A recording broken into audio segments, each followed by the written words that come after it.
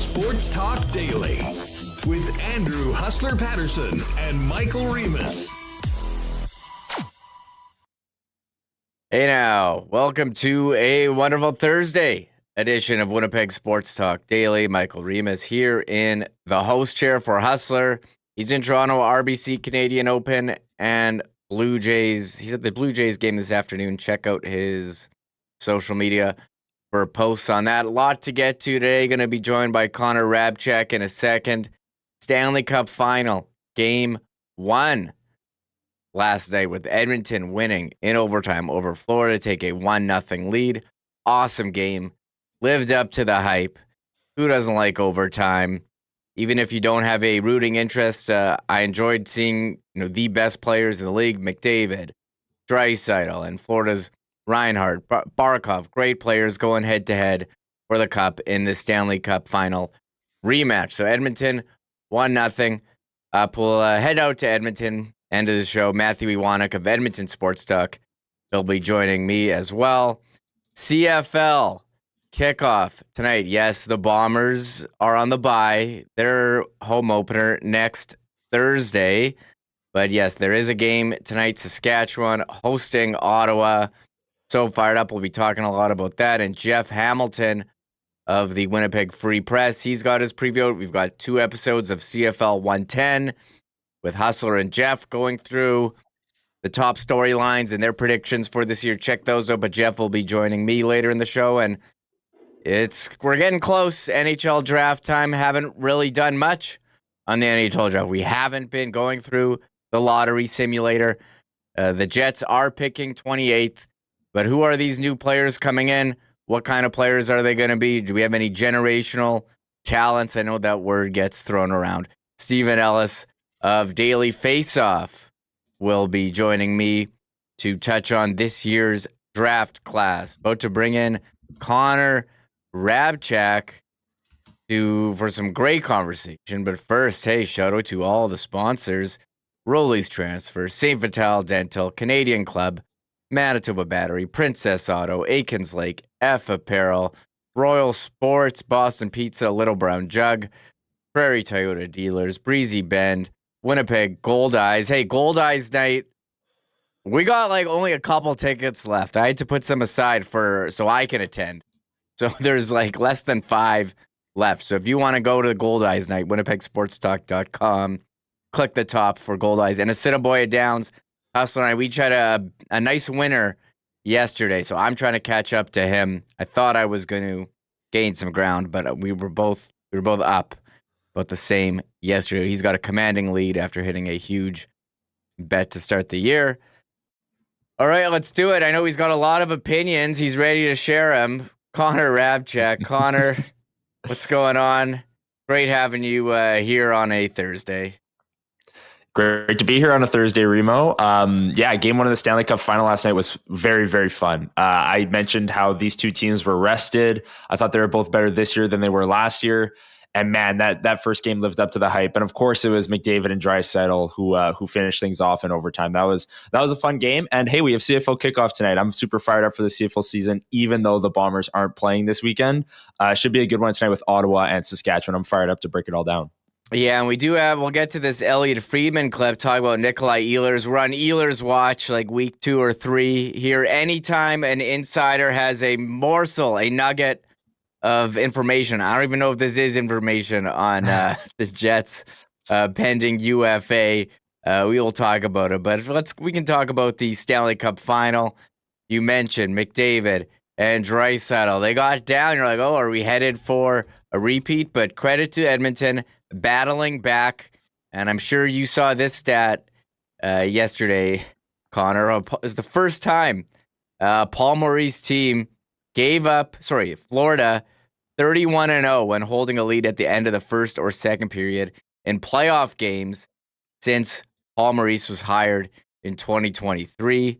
And Edmonton was able to come back, tie the game, send it to overtime, and win. And a lot of questions coming in this year is, okay, what's different about Edmonton this playoffs? You saw it yesterday. Healthy Evander Kane, 9 hits, throwing the body around, making an impact in front of the net. Leon Draisaitl did not score in the final last year. His shot's looking pretty good. And depth. How about Kasperi Kapanen coming off the waiver wire? He almost ended it. He's been pretty solid for them. So Edmonton, they're looking a bit different than last year. Yeah, the Leon Draisaitl thing for me, at least in game one, was the story. I think him not being fully healthy last year, it was revealed after the Cup final that he had hand and rib injuries. Him being fully healthy and having the impact that he did last night is such a massive win for Edmonton in this series. And he had no goals in last year's Stanley Cup Finals. Like you said, Remis, 0 goals in the entire 7-game series, just 3 assists. And he already had 2 goals last night and was probably Edmonton's best player throughout the game. So that was a really awesome game. Everyone who tweeted out the Florida is undefeated in the Maurice era when leading after 2 stat knew exactly what they were doing. The jinx worked perfectly. And Sam Bennett as well is another factor. We talk about him in offseason discussions, how much money is he going to make. He scored 2 more goals last night, probably earning himself another $1 million in AAV to some unlucky GM on July 1st. But we'll see. That's an offseason topic that we'll get to. But last night, McDavid and Draisaitl, when the Oilers were down 3-2 in the third period, they took that game over. And the McDavid pass to Ekholm to tie the game. There was a lot of star power going back and forth, and I think is everything you could have asked for in a game 1 of a Cup final. Yeah, overtime, star power, lead changes, great start, great drama. Really enjoyed that one. Leon Draisaitl, 3 OT goals in the playoffs, tying an NHL record. And Edmonton power play, 29.6. Very strong. Of course, in overtime, they don't call any penalties. It's this dreaded puck over glass. Thomas Nosek. Hey, he just kind of that's what you got to do. You got to put pressure a guy when he's got the puck, and he just roofed it over the glass, shot it to the roof of the building. Not really what you want to do there in overtime. And credit to Edmonton for taking advantage. Yeah, in Stanley Cup Final overtime, I think that's the only penalty that gets called, Remis, is puck over glass. Either that or like a player gets blatantly tripped on a breakaway. Those are the only 2 penalties that they're calling at that point in the game. And yeah, Thomas Nosek, not a player who plays very much, so that's a tough break for him because it's like a 4th line player counted on for some tough minutes and makes the big mistake. But Florida's penalty kill could have played that a lot better. Credit to Edmonton's power play. Took a few opportunities to get going, but came through in the biggest moment of the game. Yeah, Connor McDavid, you see his speed entering the zone. Instead of just shooting it on net from the slot, delivers the puck into the corner. Bouchard and Nugent-Hopkins on the boards. But the best play of that was the Corey Perry one-touch pass to McDavid, who sauced it over to Draisaitl, wide open, beating his man into the slot. And I was concerned, how would Edmonton be without Zach Hyman? But Corey Perry doing it again. What a career this guy has had. And he's elevated, line 1, power play 1. Pretty awesome stuff from Corey Perry. Yeah, and like you said, the loss of Zach Hyman was one that I was concerned about, at least from an Edmonton perspective. They got Matthias Ekholm back on defense, which really solidified their blue line because their blue line was playing great even before Ekholm came back, and he's probably their number 1 defensive defenseman. So you put him back in the mix, that's a lot better. And if Corey Perry can provide, 75%, 60% of what Zach Hyman usually does, Connor McDavid and Leon Draisaitl can take care of the rest, at least up front. So they're getting contributions from players up and down the lineup. You saw that from Florida as well last night. Brad Marchand got the goal. Nate Schmidt with 2 primary assists, Remo. Jets legend Nate Schmidt coming to play in game 1 of the Stanley Cup Finals. Are you kidding me? Like that was pretty fun to watch. So that was a good game with star players shining and depth players coming up big too. Yeah, there is a lot of Jets content. Evander Kane mentioned him. Kulikov. Nate Schmidt, Kulikov, Paul Maurice. So I don't know who everyone is cheering for. I did do the fans first fan feedback yesterday. There were some people who said couldn't cheer for Edmonton no matter what because of what happened in the past against the Jets.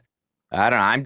I'm on the Edmonton train. I'd like to see McDavid win. And we didn't mention Jake Wallman. I did enjoy this after the Nosek penalty. How cool, these guys really don't like each other. How about Jake Wallman going right up to Nosek after he put that puck over glass and just laughing in his face. These guys are setting the tone early for some animosity, laying the body, but how about just straight laughing at a guy went on his way to the box? I don't know. I don't know if I have that in me. That's crazy.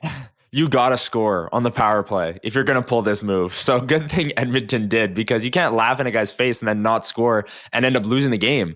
So yeah, I mean, it's better than, I don't know, coming up and cheap shotting the guy, I guess, laugh in his face. But that's like 2 years in a row they've been in the Cup final. There's going to be more hatred this time around too, I think. And this kind of stuff adds to it. All this post whistle, post penalty actions here from Jake Woolman. Yeah, we should mention controversial play. Brad Marchand on the power play goal. Sam Bennett in front gets tangled up, falls into Stuart Skinner. They did review for goalie interference, and seems like they're not putting back any goals. I think it's hard to prove, hey, Sam Bennett doing Sam Bennett things intentionally, falling into Stuart Skinner. He's good at that, though. I kind of want to give him credit. I don't know if they could take that goal off the board, but Coach Chris Knobloch saying he would challenge that again anytime, and kind of agree with him there. Maybe one time that gets overturned. The accidentally on purpose fall into the goalie. I liked the challenge from Knobloch. I didn't, it could have gone either way. Goalie interference is like this. Sam Bennett doesn't enter the crease. That seems to be a big thing as of late, is like whether or not you enter the crease, then what happens after that is either your fault or it's not. He didn't enter the crease. He got tripped into him.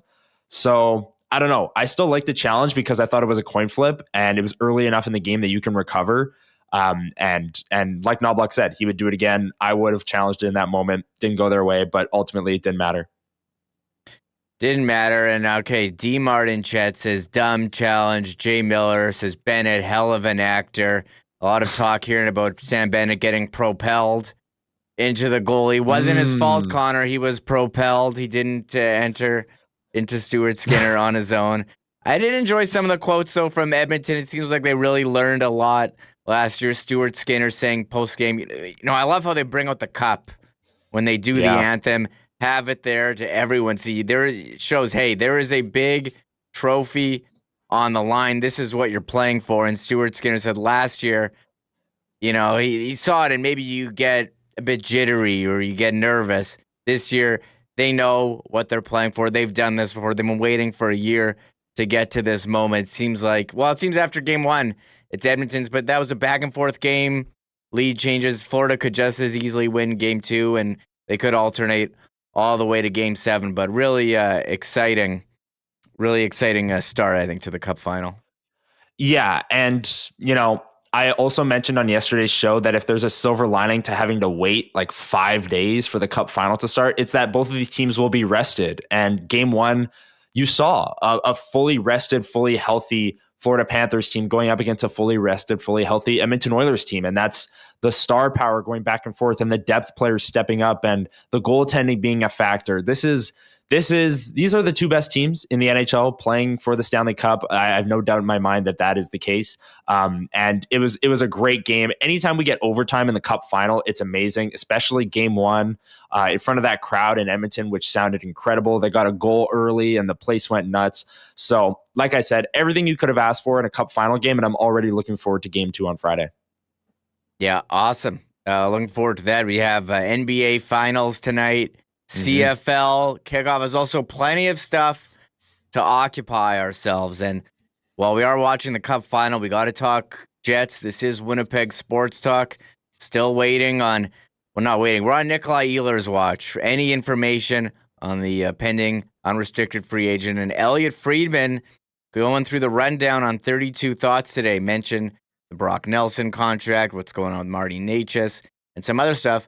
But then he had this nugget on Nikolai Ehlers. Here's from Elliot from the 32 Thoughts podcast today.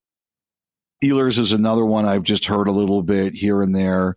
But the one thing I've heard that Ehlers prefers is he wants to be in a situation where he can win. And I think that's more important to him than number. We'll see if that proves to be the case, but I've heard that about him. Winnipeg is obviously a situation where I think you can win, but Jets fans know at times the question there has been about first line or top opportunity. But I've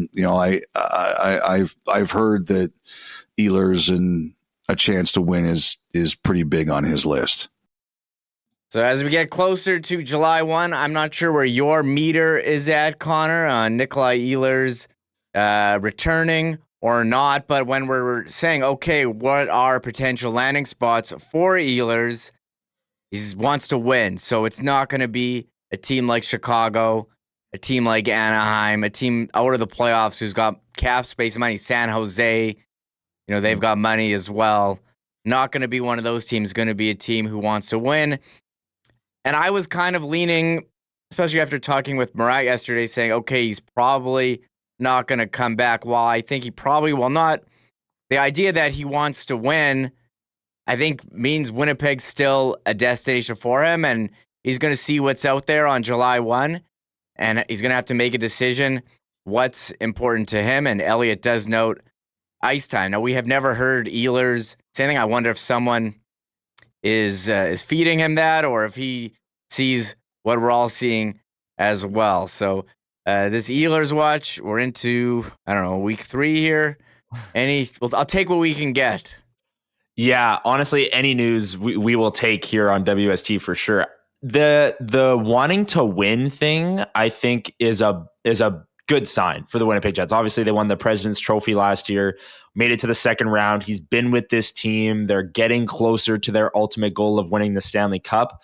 And it rules out, it doesn't completely rule out, I shouldn't say that, but theoretically it rules out, Chicago throwing a massive amount of money at Nikolai Ehlers and him going, well, I'll just go play for Chicago, even though we might suck for the entirety of my contract. I think there's less of a chance of that after hearing Elliot Friedman say that, Nikolai Ehlers values winning. What Ehlers, I think, is looking for now is the perfect balance of a team that is set to win and is going to compete, and also going to give him top opportunity and the contract that he wants. He's looking for the perfect balance of everything. The Jets obviously are going to be competing in the Western Conference over the next couple of years. The Scheifele and Hellebuck contracts and all the team around them, that makes that very clear. Will Nikolai Ehlers get that top opportunity here that Elliot Friedman says he's hearing that maybe Nikolai Ehlers wants that? Or will he go to a team like Utah? Let's go for Utah, for example, where he can play on the top line. He can get the contract he wants, and Utah is right on the cusp of being a playoff team. So maybe with the addition of a Nikolai Ehlers, they can sell him on being a playoff team and competing in the Western Conference. Now, it's not close to the level of what the Jets are competing at in terms of, being the top team in the league and falling short in the second round. But Nikolai Ehlers is going to look for that perfect balance. I do think that him wanting to play for a winner is a good sign for the Jets.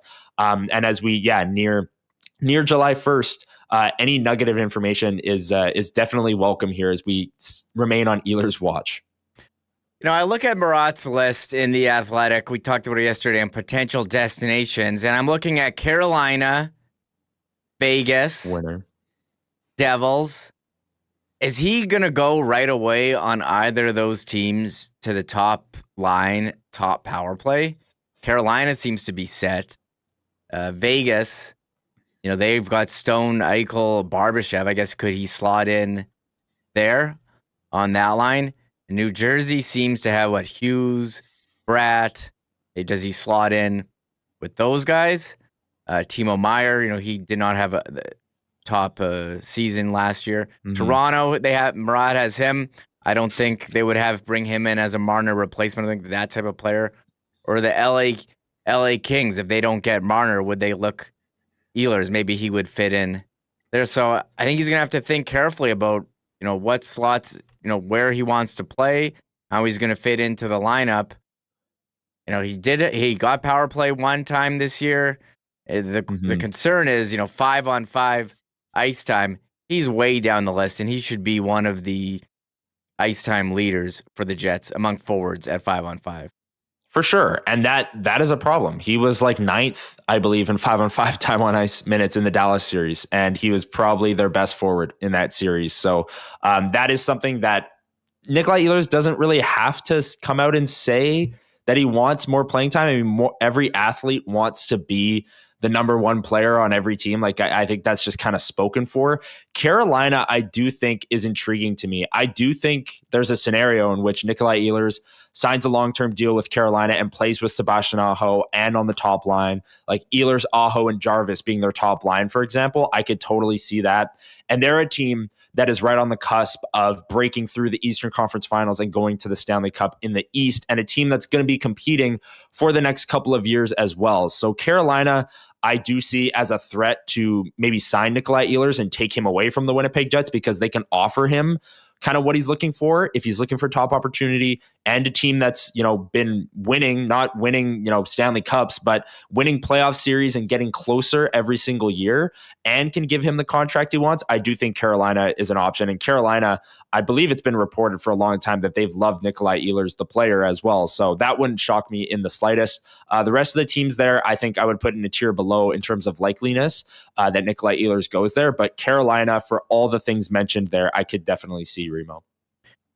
Yeah, I think Jets fans, especially some in our chat, hoping it goes to the East. Imagine him going up again, or imagine him signing with Vegas. I know I've seen Vegas, I think it was Waiters or anyone but Vegas. So get prepared for July 1. I don't want to say have your heart broken, but just the sight of him, who's been a Jet for so long, drafted in a different jersey. I think it's 50-50 at this point. The other hockey news yesterday from the Stanley Cup Final, Gary Bettman meeting with the media before his annual State of the Union address. A couple notes coming up. CBA talks with NHLPA ongoing, described as cordial and constructive. So seems like they're not going to go towards any work stoppage. How about this, Connor? He was asked about an NBA-style play-in for the playoffs, expanding the playoffs, or changing the overtime format to get rid of the shootout. What do you think of having they were to adopt a play-in? I don't like the thought of a play-in, Remo. I don't know if you agree with me on that, but the NBA play-in just seems so forced to me, in the sense that, okay, a 10 seed is going to play a 7 seed and get destroyed, and then a 7 seed is going to go up against one of the top teams in the East or the West and get destroyed in round 1 anyways. Like, I know it's extra playoff games technically, but I liked Gary Bettman's answer where he said, we had a play-in. The final 3 games of the regular season decided spots in the West and the East. Like, those are basically playoff games down the stretch there. And in the East especially, like, could you imagine if we were watching more games of just all of those teams falling backwards into the 8th wildcard spot just to get slaughtered by Washington in round 1? Like, I just don't really see the point of it. I did like his comment, I did not like his comment about extending overtime. I do understand that there's more of an injury risk and players are more fatigued, and the games in the regular season do have to end at some point. But an extended overtime, even going from 5 to maybe 7 minutes or anything like that, would be more overtime, the better in my eyes. And I'm not the one playing the game. So that's strictly a player thing. If they don't want to extend it, they won't. And then the decentralized draft. He said, if teams don't want to go back to it, we're not going to go back to it. That's something that I've never really been a fan of that idea. I've loved the way the draft was done before, and we'll see if that ever changes. But it seems like it's pretty much up to the owners and the teams on whether or not they'll go back to a decentralized draft. But the play-in thing is the thing that gets me the most. I don't want to see an NHL play-in. I don't know where you're at on that, Remo. I think Gary's got it right. He could say, yeah, let's do a play-in. Let's expand playoffs where we have more teams than we have in the past. We can get that TV money for a play-in game. But he's saying no. One thing I don't like is this playoff format. The matchups are basically decided. At least the 2-3 matchups are pretty early on. We've seen that the last couple of years. Maybe if you had a 1-8, there'd be more jockeying for position. Overtime, he noted, only 28% of games that go to OT end up in a shootout. So we are seeing less shootouts, as much as I think that teams have kind of gamed the shootout with all the circling back. Nothing pisses me off more when guys have the puck on the offensive zone don't like what they see and take it back past their own blue line. They got to get rid of that, but maybe this isn't really that big of an issue if we're not seeing that many games. I would like to see, I don't care about changing it, but make regulation wins worth more in the standings, make overtime wins worth more than a shootout. You can still have the shootout, just don't make it worth the same as a regulation win. As far as the draft, we'll see how it looks at the end of the month, and I'll be talking with Stephen Ellis shortly about that. No rule changes coming up to the NHL. They're always tinkering with stuff. PWHL has had some interesting rules, like this jailbreak concept where you score a shorthanded goal, your player gets out of the box. I've seen some rules tossed around like, the team that's killing a penalty can't, they still have icing applied, so you can't just whip the puck around, or something like, if you score on the power play, the guy still has to stay in the box and can't come out. You can throw out all these ideas, but I think they're in a good spot. I don't think there's anything that needs rule changing like that, except maybe clarifying some of these goalie interference or getting rid of the offside challenge, or adding a time limit to those. A lot of talk about expansion. There is interest. Houston and Atlanta have been floating around. Every day I see Kevin Weeks throwing out a picture of Atlanta with the eyes emoji. Enough already, Kevin? Yeah. But there's been no formal process open to proposals. So we'll wait and see. I don't know where you're landing on rule changes and expansion. I'd like to see the jailbreak. I'd like to see it tested first, maybe even if it's just for a season or something. But I've always thought that's a really cool rule in the PWHL, where if you're killing a penalty and you score shorthanded, your player gets out of the box and the penalty's over. I love that rule. Power plays shouldn't be allowed to continue if you let up a shorthanded goal, and they're so rare that I think it's a good rule to add. And it's not that groundbreaking. With rule changes, what you don't want to do is like completely change. Like if the NBA added a 4-point line, well, that's like completely changing basketball. If they did that, right? Like that is a massive rule change, but this isn't something that's going to completely change hockey if you just add a jailbreak rule. So that would be something that I'm interested in. All the other things, I think I'd like to see the word propel in the rule book a little bit more, so that if it's used, we can actually cite it. I think that would be pretty cool. Other than that, I'm not here for any other rule changes, at least for the time being, unless something comes up. But the jailbreak rule, I'm in on, Remo. Yeah, sure. Test it out in the AHL or test it out in preseason. Always interesting when Gary Bettman gets up to a microphone and speaks. He did note attendance up, the Stadium Series in Columbus, 95,000 fans. No sweeps in the first 3 rounds of the playoffs, the third time in nearly 3 decades. Goals per game, averaging over 6 offense. And he noted 29 late third period tying and go-ahead goals. So a lot of drama. Late in it is never over. Don't leave. Don't turn off. We know the TV, as we saw in Game 7. We'll be talking about that one for a while. Now there is hockey, but also CFL. The Bombers not in action. Derek Taylor noting at practice, Brady Oliveira's back practicing the first time since the first preseason game. That's the number 1 player on TSN's top 50 rankings. Stanley Bryant, he's back out there. Eric Lofton, right tackle, remains out, and Retta Cramdy remains out. And Tanner Schmeckel, Connor Shea, and Fabian White are also off. And Zach Collaros taking first-team reps, even though he won't be the starting quarterback for their first game due to a suspension. But you're pumped for the Bombers.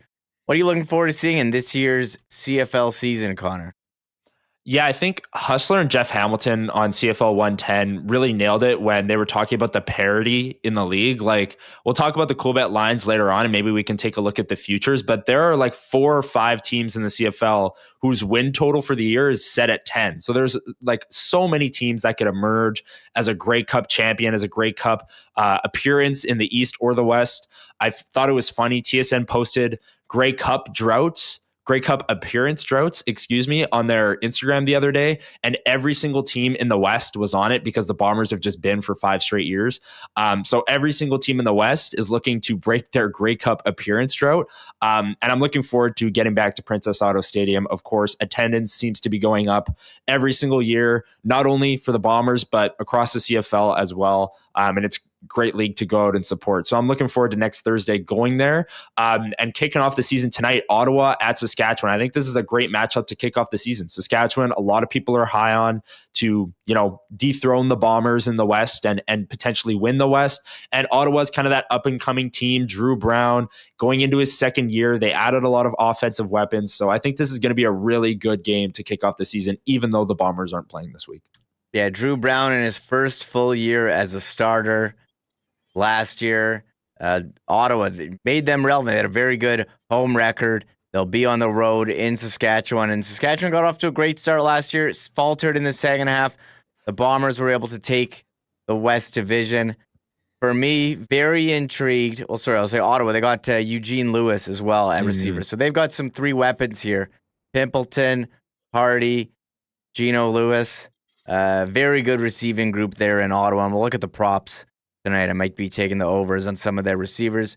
The one thing for me this CFL season, Nathan Rourke, I loved watching him in his first full stint in the league, at home, on the turf. It was awesome to watch. He was carving up teams, putting up 50 burgers, throwing the ball around, running.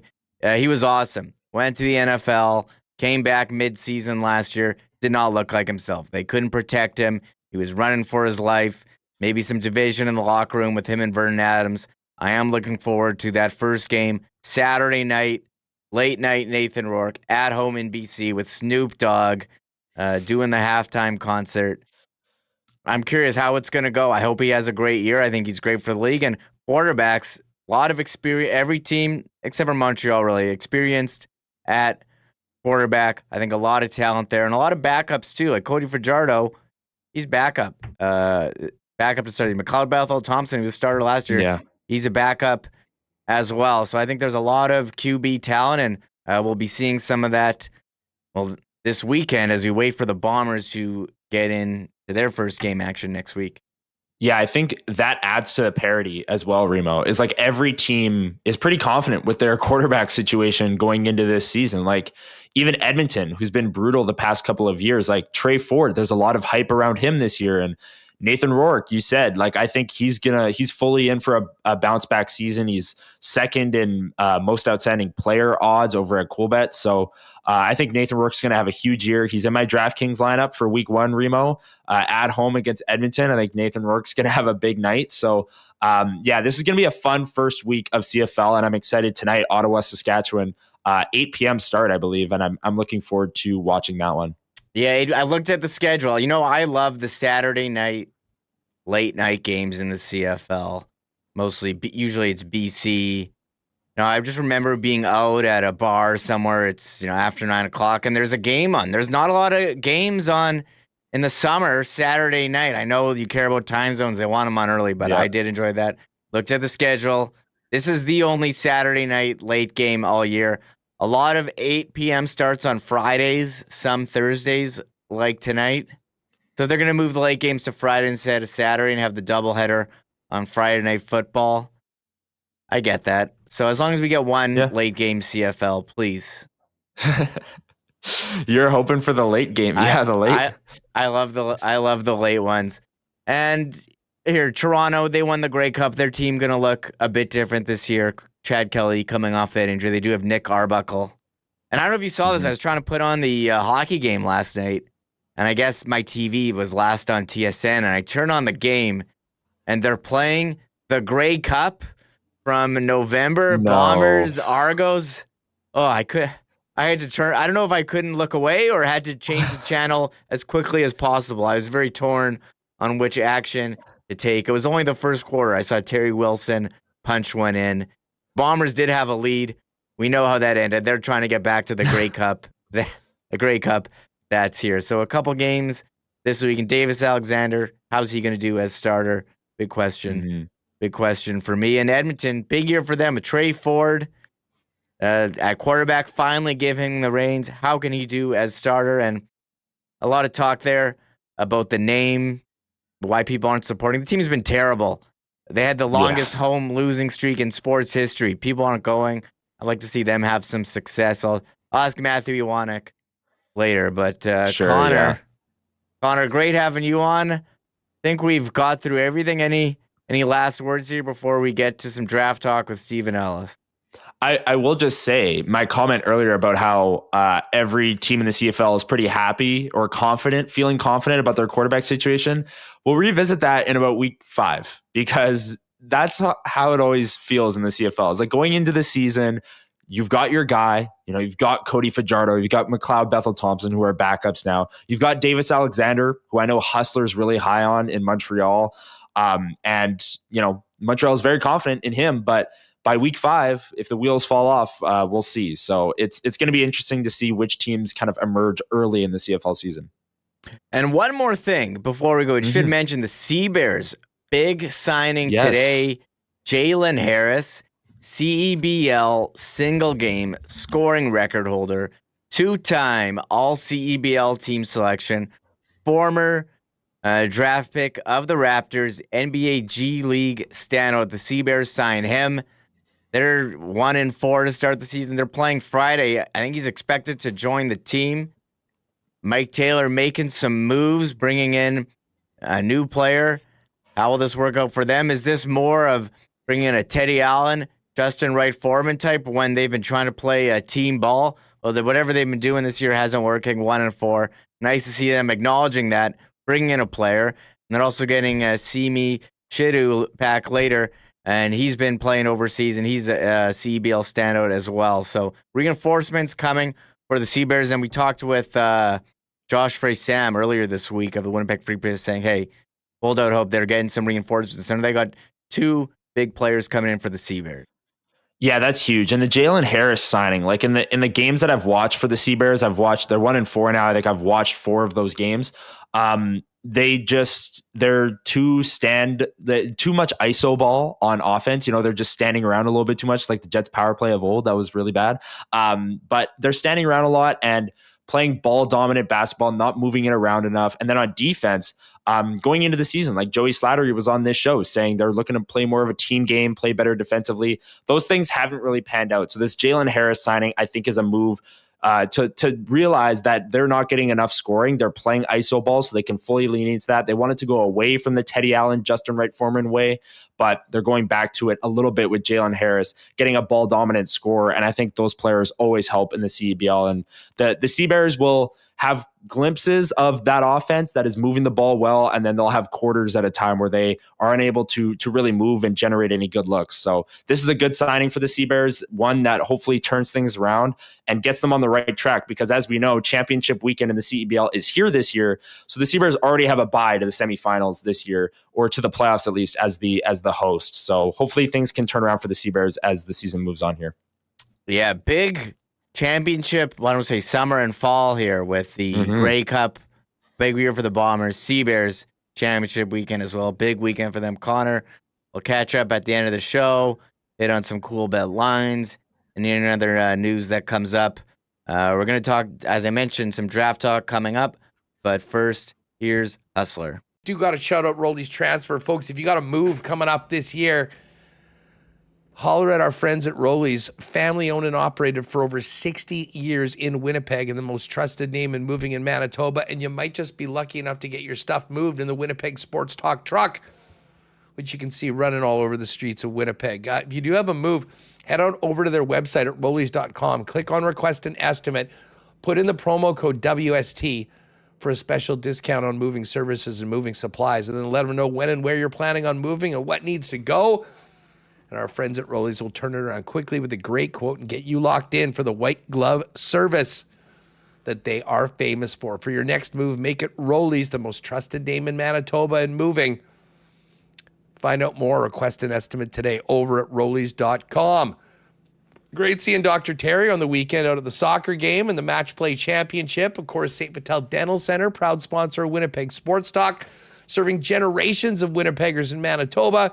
out in the old St. Vital area, but it's worth the drive wherever you are in the city because they've got a beautiful new facility, state-of-the-art equipment with free parking right behind the building. It couldn't be any more convenient, and a full array of dental services for patients from 6 months to 99 plus, everything from checkups and cleanings all the way to things like dental implants. For more information on all of their services and to make an appointment, hit them up online at stvitaldental.ca. We got a nice weekend, a nice few days coming up. We're going to talk to Andrew Collier later on about the upcoming Gold Eyes homestand.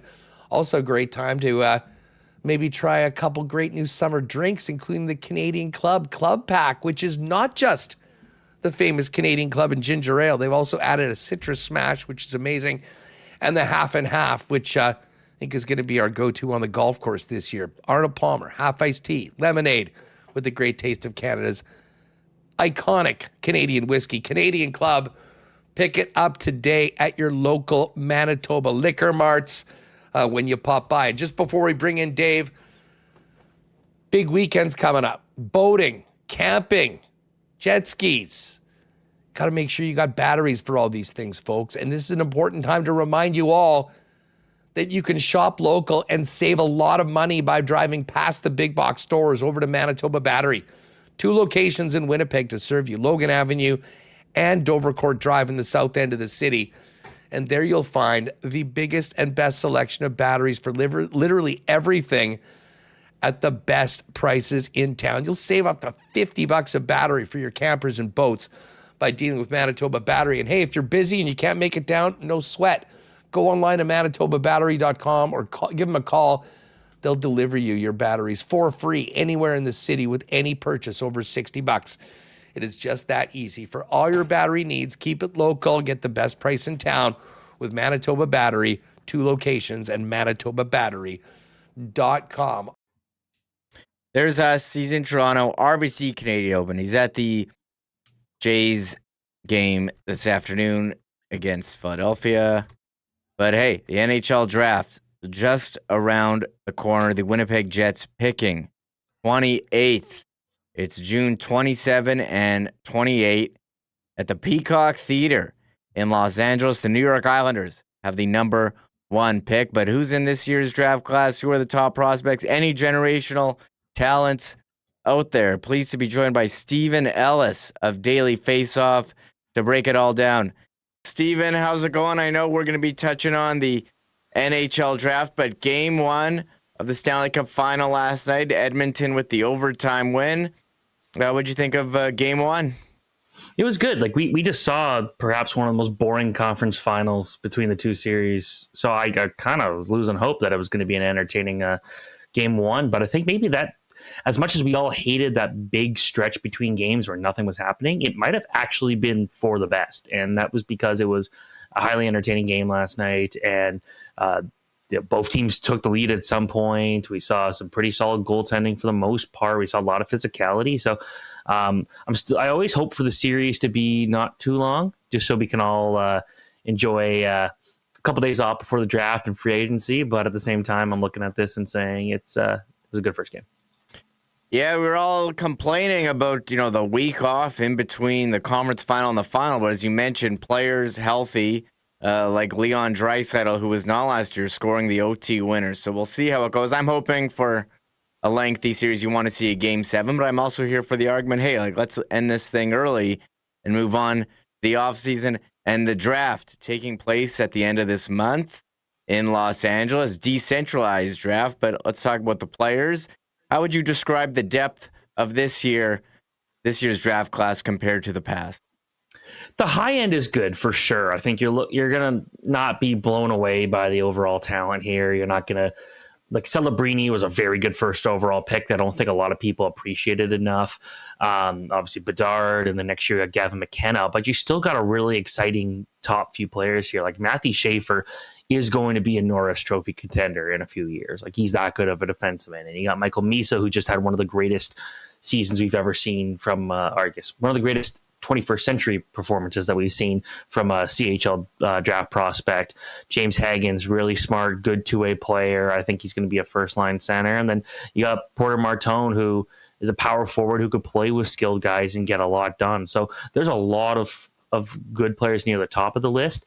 The depth isn't great. Like I'd say by about 25, 26, you're looking at guys that most other years probably wouldn't be first-round picks. But beyond that, it's still a lot of teams are going to come out happy here.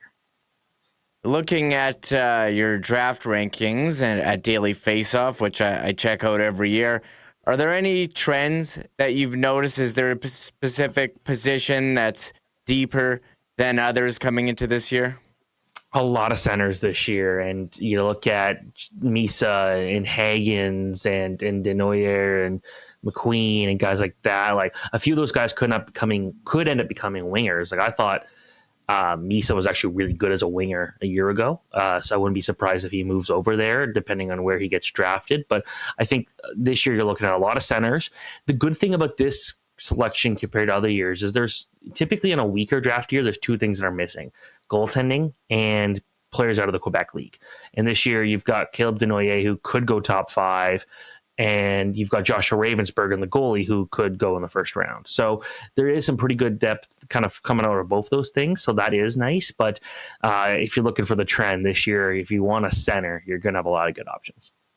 Yeah, the draft order set, they did the lottery, the New York Islanders coming out with the win.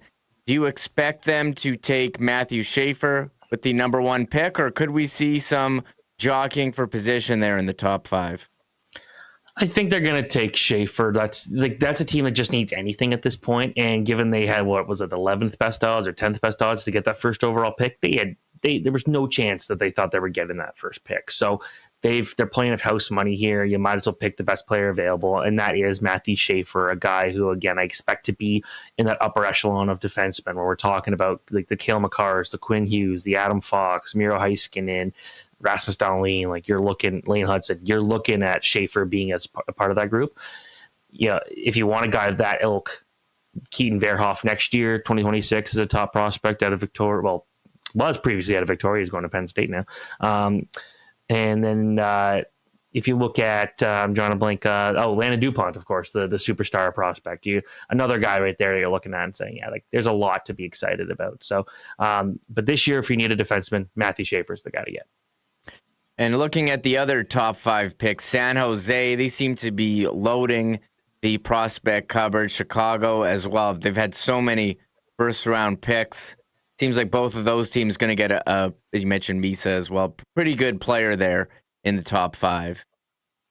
Yeah, like Schaefer to San Jose would probably be the most ideal match, because that's the one thing that team's really lacking is a really high-end defenseman.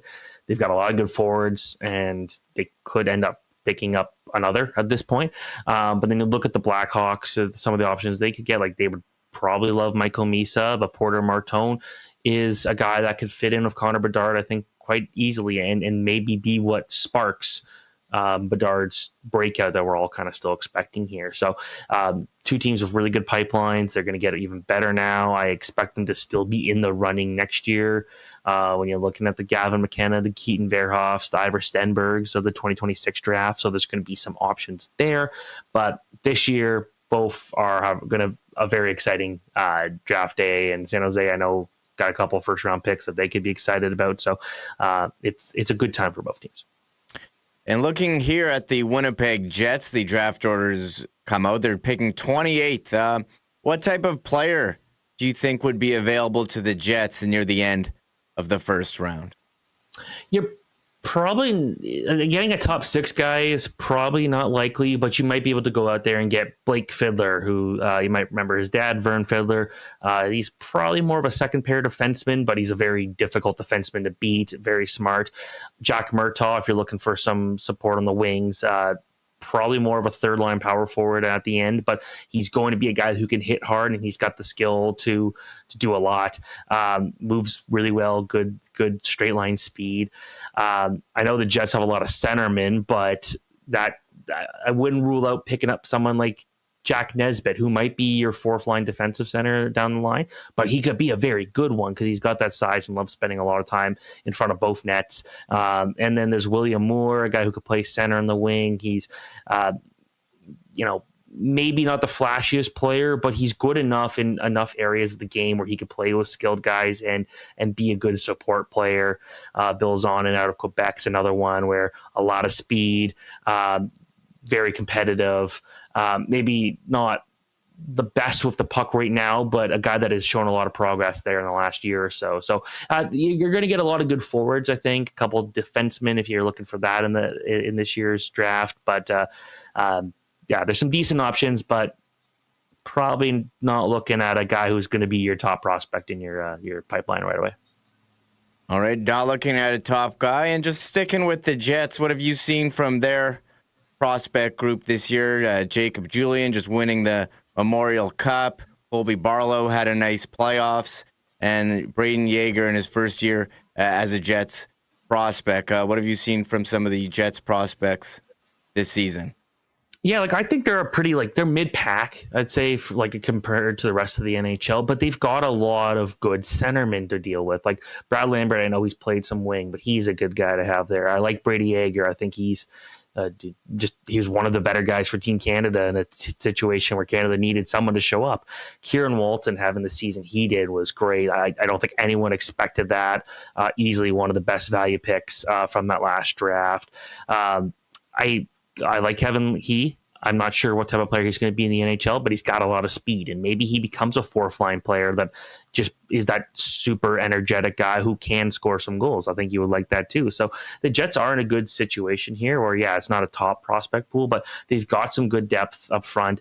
Would like to see them add some more D, and it wouldn't hurt to have another goalie in the system, but I do like where they are right now, and I think that it was just an overall solid season of progression. Colby Barlow, I was kind of hoping to have a better year, but it is what it is.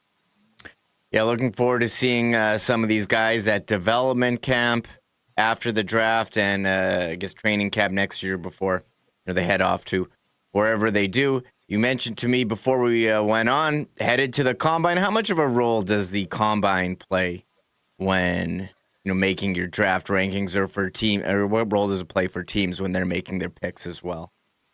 You'll see people talk about a player having a good combine, and to me that's always kind of silly. Oh, good, this guy's really good at jumping. And who was it? Sam Bennett, I think it was that really struggled in the physical elements. And look what he's doing right now in the playoffs. He's doing okay. It's things like that aren't as important. What is important is how players interview and how they get along with the teams and what the teams can learn about these players. And in a lot of cases, some of these guys, turns out maybe not as smart as the teams were hoping they'd be, and they would not be willing to draft a guy who might not just be all there. And other cases, you find out a lot of interesting things. Like last year, it was I'm trying to blank on the name of the goalie, but a guy the Devils just drafted last year out of the USHL, and he was using his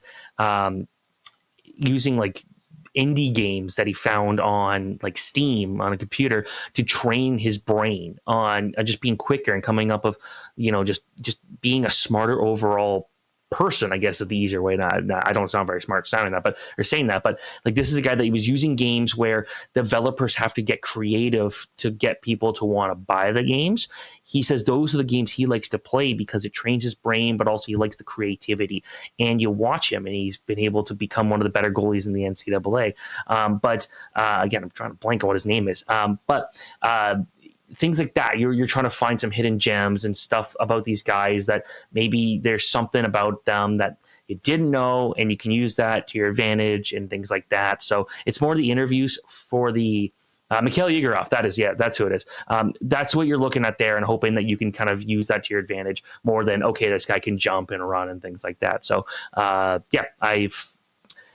it is what it is. I enjoy it because it's where you get to talk to the players, and they're the loosest they're going to be at any point during the year. They're going to be able to give you some feedback and stuff about them that they probably wouldn't tell you after a game or before a game. They're not focused about that anymore.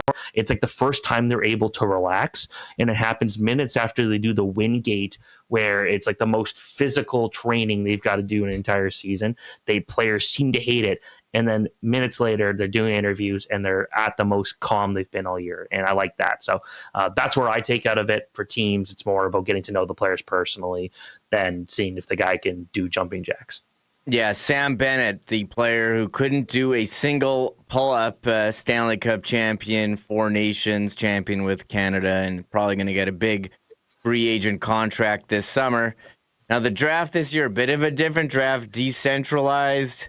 Seems like they realized this was a bit of a mistake and they're head back to normal. Teams just want to be in the same room and, get to know, talk trade or do whatever. What did you think of the decision to change the draft for this year, and what might change going forward? It does seem the talk about going back to the usual format kind of really actually opened up last year at the Under-18 World Championship in Finland, where a lot of people were talking about like, oh, we may have made a mistake. And then you see how amazing the Sphere was. And it's like, okay, that's how we're going to let it go. Like that was the coolest draft ever. I loved being at that one. It's like, and then we're going to like some smaller thing next year. Like that sucks. So I won't be surprised if we're talking about Montreal, Vegas, Nashville, like cities that have recently held this, getting the opportunity to do it again. And Montreal is a very popular one. Nashville, I know everyone had a great time. Vegas at the Sphere was like the coolest thing you could have possibly done. And that felt like such an NHL thing to do, right? Where, hey, we've got this awesome event, cooler than anyone has ever done for the draft. That's it. We're not doing that again. Why would we want to do that again? Why would we want to have fun? So it will be a little bit different this year. I will be there for a couple of days, and it'll be interesting to just kind of see like which players decide to show up. We know Brady Martin's not going to be there. He's one of the top prospects for the draft, because Scott Wheeler from The Athletic was reporting that he's got to stay at the family farm and help them farm. It's one of the biggest days of his life. But when you run a big farming business, like part of my family does farming too. So I know it's like, yeah, you can't just leave. And so for him, it's going to be weird not being there. But I think overall, it'll be interesting to see which players end up showing up. And kind of how it's done. It's supposed to be still a pretty interesting event held at the Peacock Theater in LA, but I'm glad that it sounds like we are going back to a regular draft, because that's where it's more fun for everyone involved. With the teams not there, yeah, if you're a player, what's really the incentive to go unless they're going to pay for your trip? Like, you're not going to get a chance to meet the team. You're going to be on a Zoom call. So, yeah, stay at your farm. And I remember we used to, when we do shows, ask players in the 90s or the 80s when they got drafted. They just got a phone call. It wasn't like a huge thing that it is now, but they want to make it a big thing like it was at the Sphere last year. That was something that, yeah, should definitely show up for. Very cool event. We'll see what happens going forward. When putting together your rankings, is there a player this year or a couple players that really shot up and impressed that you're curious to see where they go on draft day?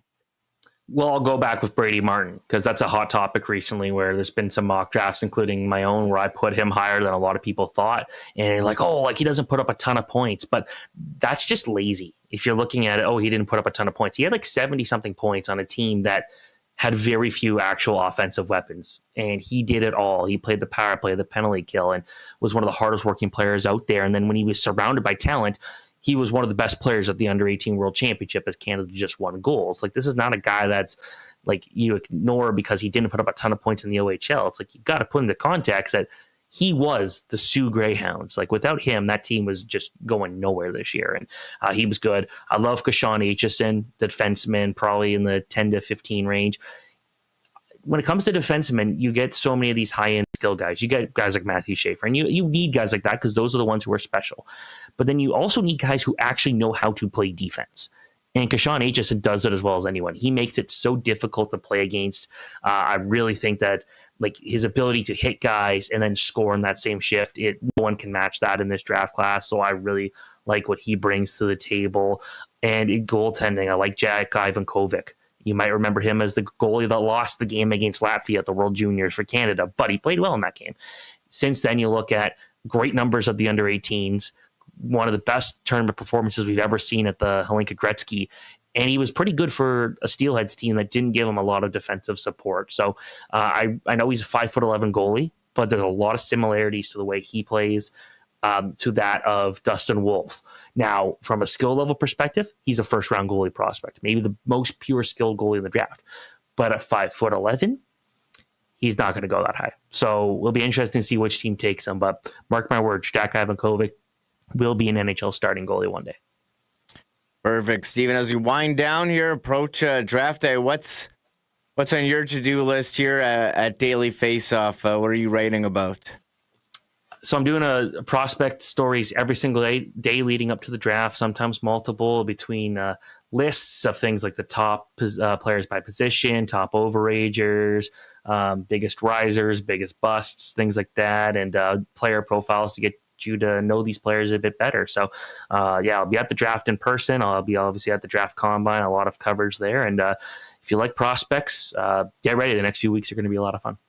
Perfect, Steven. Thanks so much for joining me here on Winnipeg Sports Talk. Really appreciate it. I'm looking forward to reading all your work leading up to the draft at Daily Faceoff. Yeah, thanks so much. Princess Auto, proud sponsors of the Winnipeg Blue Bombers, Winnipeg Sports Talk, and so much else in our sporting community and city. Of course, Princess Auto has 3 locations in Winnipeg and Manitoba, Panet Road, Portage Avenue West, and Brandon, where you'll find the best deals on the most unique assortment of tools and equipment around. Everything you need to complete the projects on your list or start something new is at Princess Auto. You can always find out more online and shop 24/7, 365 at princessauto.com as well. Now, I'm getting ready to get out to Aikens in a month or so. And listen, I've already seen people out on the river fishing this year. Fishing season is finally here. We got some gorgeous weather. But if you're thinking about maybe taking that fishing experience to the next level, get over to aikenslake.com and find out more about availability and options for the 2025 fishing season at Aikens Lake Wilderness Lodge. World-class fishing and even more world-class hospitality from the Aikens team and the Turan family. And you can be on the water in less than 2 hours from the city of Winnipeg, including a short flight. Again, aikenslake.com for more information on the 2025 season. And I encourage you to check out all their social media feeds at Aikens Lake for more on what the Aikens experience is all about. Of course, we are getting into that time, folks, where it's wedding season. A lot of busy weekends coming up for many of you. If this coincides with you needing to up your menswear game, head on over to our friends at F Apparel at 190 Smith Street. Just celebrated 15 years in business here in the Peg, featuring the best in men's clothing with custom suits starting at just over $400. Chinos, golf pants, custom shirts, both tucked and untucked styles, and an incredible selection of menswear accessories. And of course, speaking of weddings, if you are just getting engaged or planning a wedding, make sure to talk to the guys at F about a special discount for the wedding party when the guys get their suits for the big day over at F Apparel, 190 Smith Street downtown. Find out more or make an appointment to come in for a fitting online at F. That's EPHapparel.com. There's us. He's in Toronto. RBC Canadian Open. Jay's game this afternoon. He'll be back. About to bring in Jeff Hamilton, but this segment presented by Prairie Toyota Dealers. They want to remind you to get in and go with the Toyota Tundra. Toyota Tundra quality, that means it has the strength to take on any challenge, off-road or hauling a heavy load, backed by the peace of mind knowing it's a Toyota. Take the road less traveled in comfort. Room for teammates, friends, and gear. Leads from 154 weekly for 60 months at 5.39% APR with $71.99 down. Hybrid options available. Visit shoptoyota.ca. Well, it's a fun day here, CFL Kickoff, and who better to join me right now than the co-host with Hustler of the CFL 110 podcast and with the Winnipeg Free Press as well, Jeff Hamilton. Let me bring you on. Jeff, what's going on? Thanks for popping in. What is that? That was me. Smoke machines, like I was, it was like you were announcing me like I was coming up to the plate. I had to pick a song. Got to pick a song. What would my walk-up song be? I just realized I put myself in that pressure cooker. I don't know what it would be.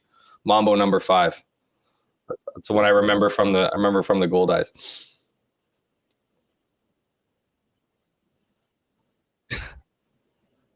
All right, if you want more of Jeff's thoughts, check out his CFL rundown in the Free Press, CFL 110, first 2 episodes. But hey, heading into the year, which team do you think has the most to prove in 2025?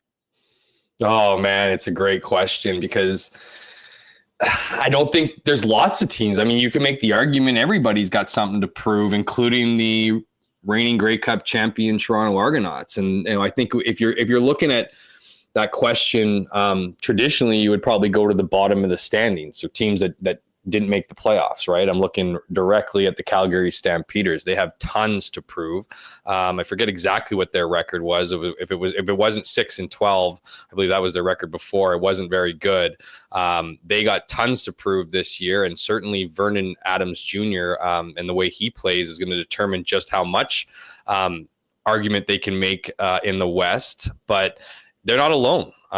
There's also, you look at the Hamilton Tiger Cats. You look at, they kind of brought it on late last season. Everyone was talking about how hot they were, only to miss the playoffs. And it isn't just the teams that don't make the playoffs. You look at teams like the Ottawa Red Blacks. The Ottawa Red Blacks took a good step last season under first-year starter Drew Brown and managed to get into the playoffs. They got wiped by the Toronto Argonauts in the East semifinal.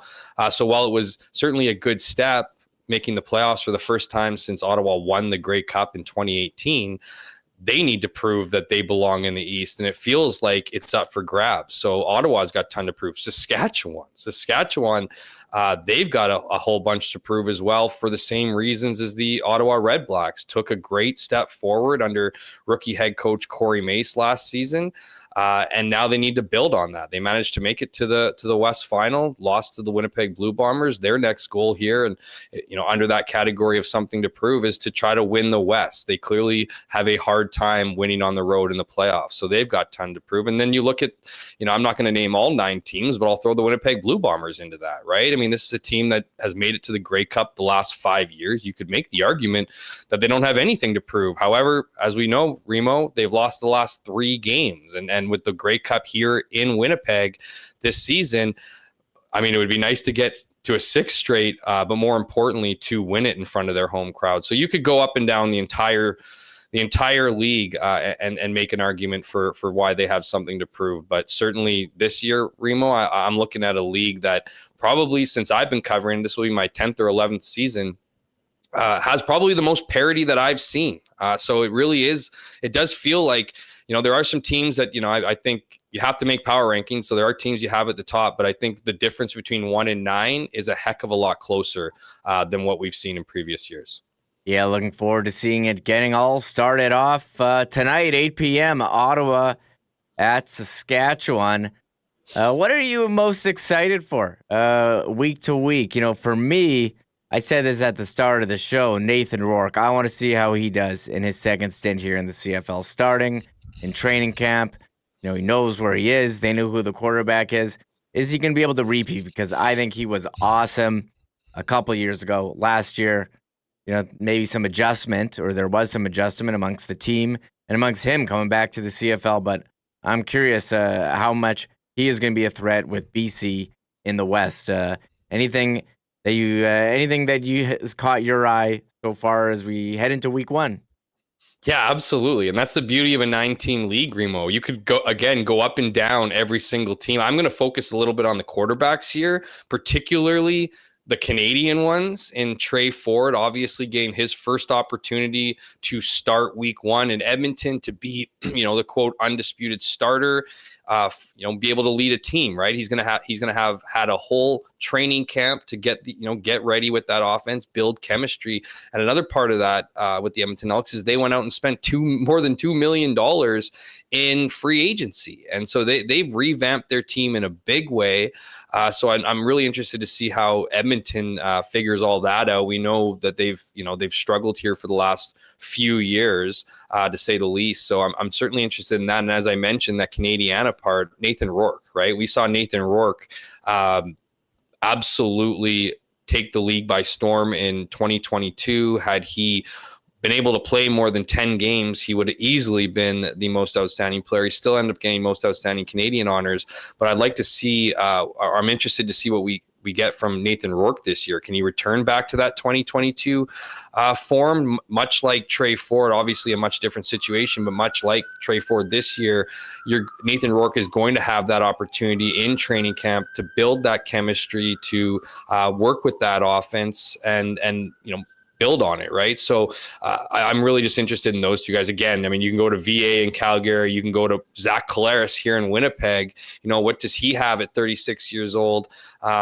That's kind of the thing I'm looking at. Some of these newer quarterbacks and obviously some of the more established ones. Does Bo Levi Mitchell have the same kind of season in him that we saw in 2024? The Hamilton Tiger Cats are going to need that from him if they plan to snap their currently longest Grey Cup drought.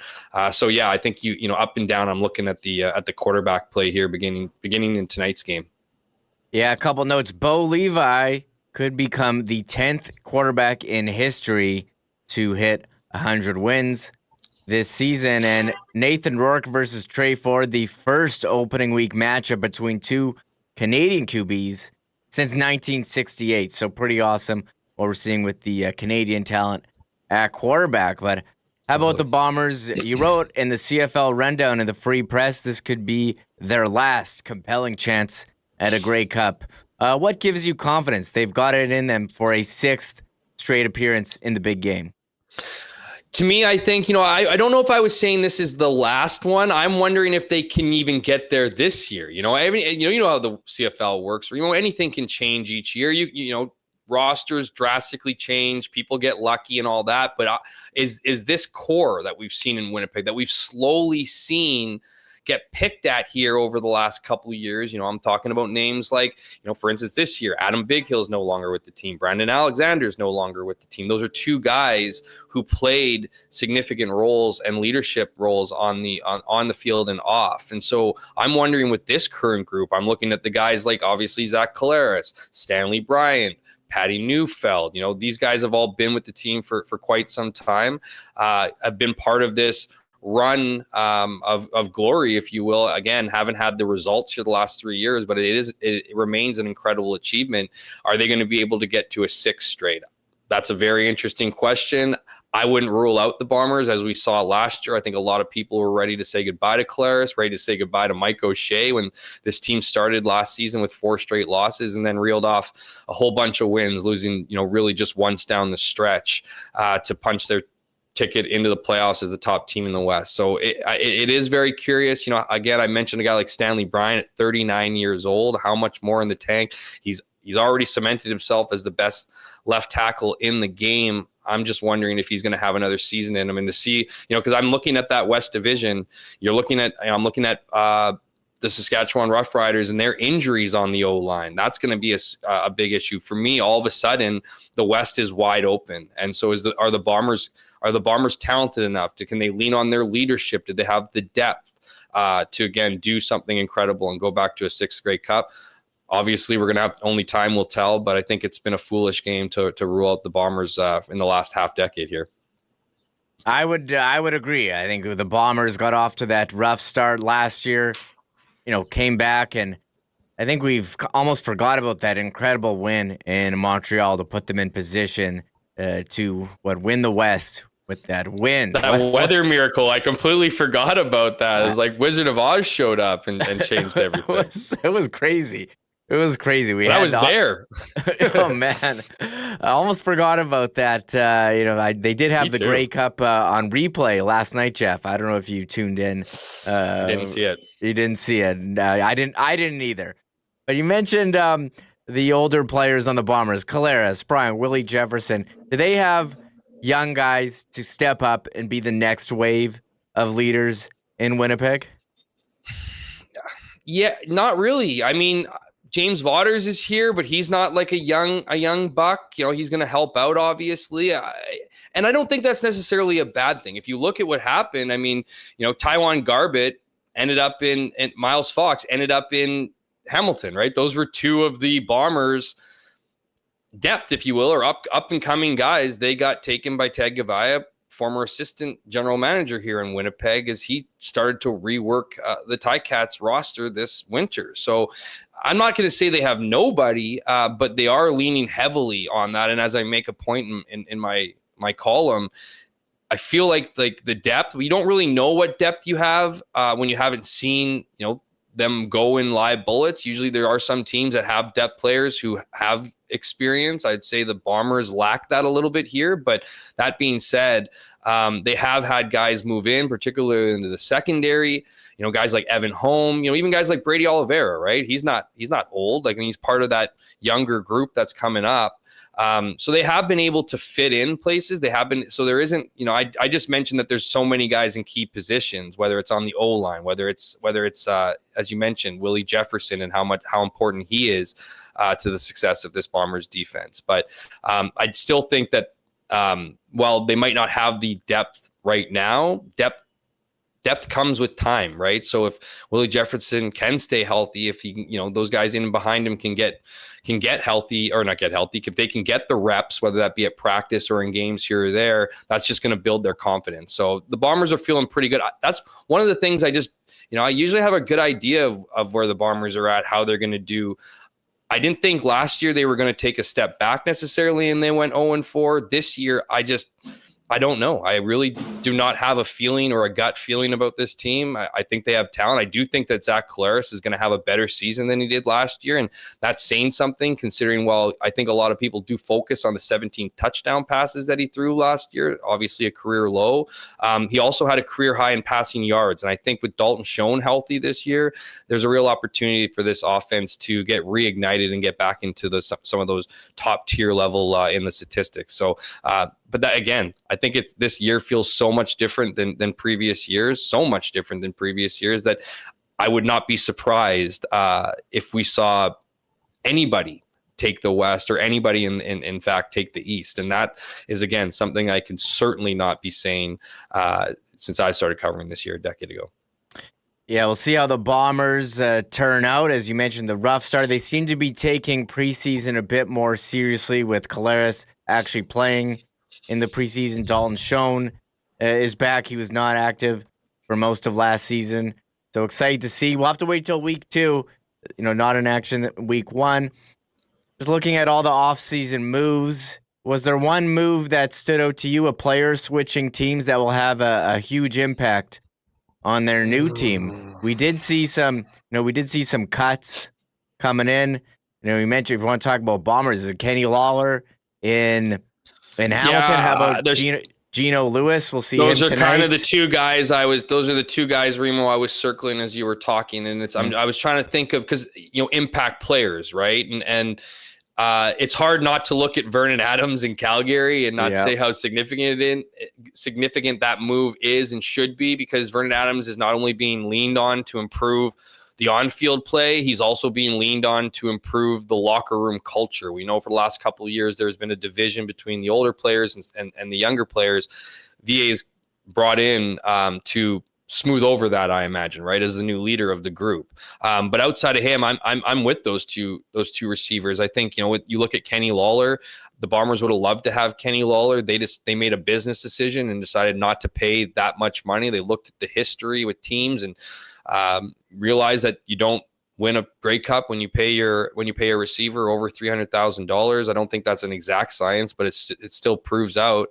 And then, but what the Bombers arguably didn't want, and I don't want to say they didn't want Kenny Lawler, they just didn't want to pay that much for Kenny Lawler. They would have loved him in the roster, but now Hamilton has him, and And he joins a group with Tim White and Shamar Bridges. I mean, Shamar Bridges is a guy who, had he not gotten hurt at the end of last season, would have done a lot of special things. And it's going to be, and to consider that it was his rookie year last year, for him to take that next step is going to be a big, big thing in Hamilton. And to have a guy like Kenny Lawler draw attention away from you is just going to make a guy like Bridges or a guy like Tim White all the more dangerous. And then of course in Ottawa you have Eugene Lewis, and we saw Eugene Lewis really turn it on by the end of the season last year. I think he had a touchdown in each one of his last 7 regular season games. So that consistency and bringing that to Ottawa, we know that Drew Brown loves to throw the ball.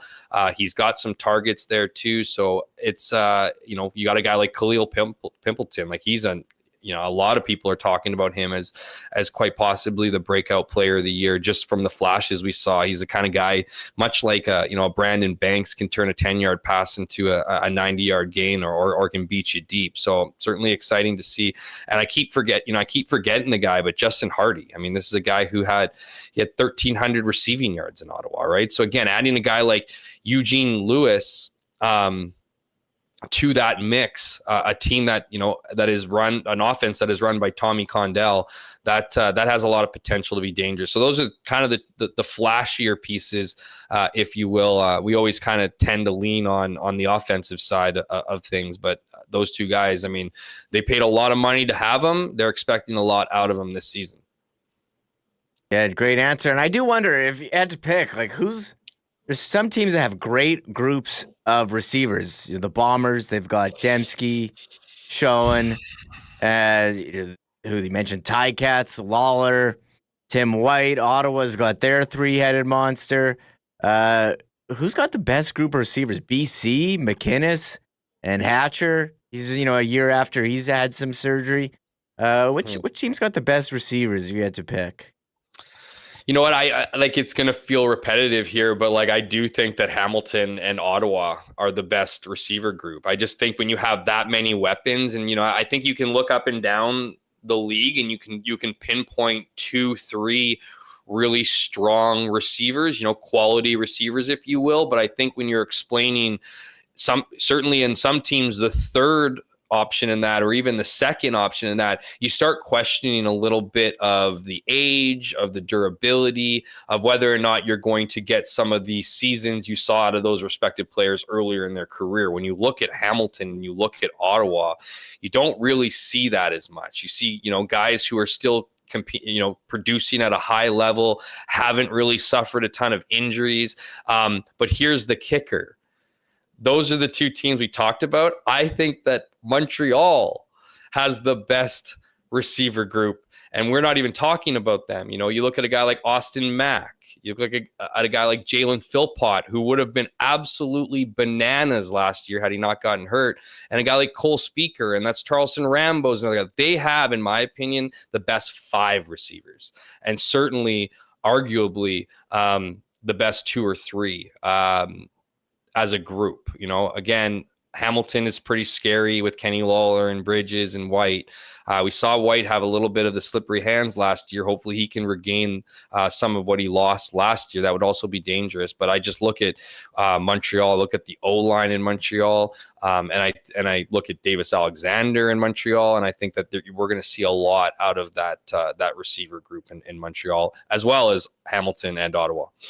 Yeah, we mentioned player changes, some around the league, but also some head coaching changes. How do you think it's going to go for Buck Pierce as head coach in BC? We've talked about Nathan Rourke, but a bit of a change for the Bombers at coordinator, and BC Lions with the new head coach. Yeah, it's interesting, Remo, because I don't think you can name anybody since Mike O'Shea who's got, I guess we can call it the Mike O'Shea treatment.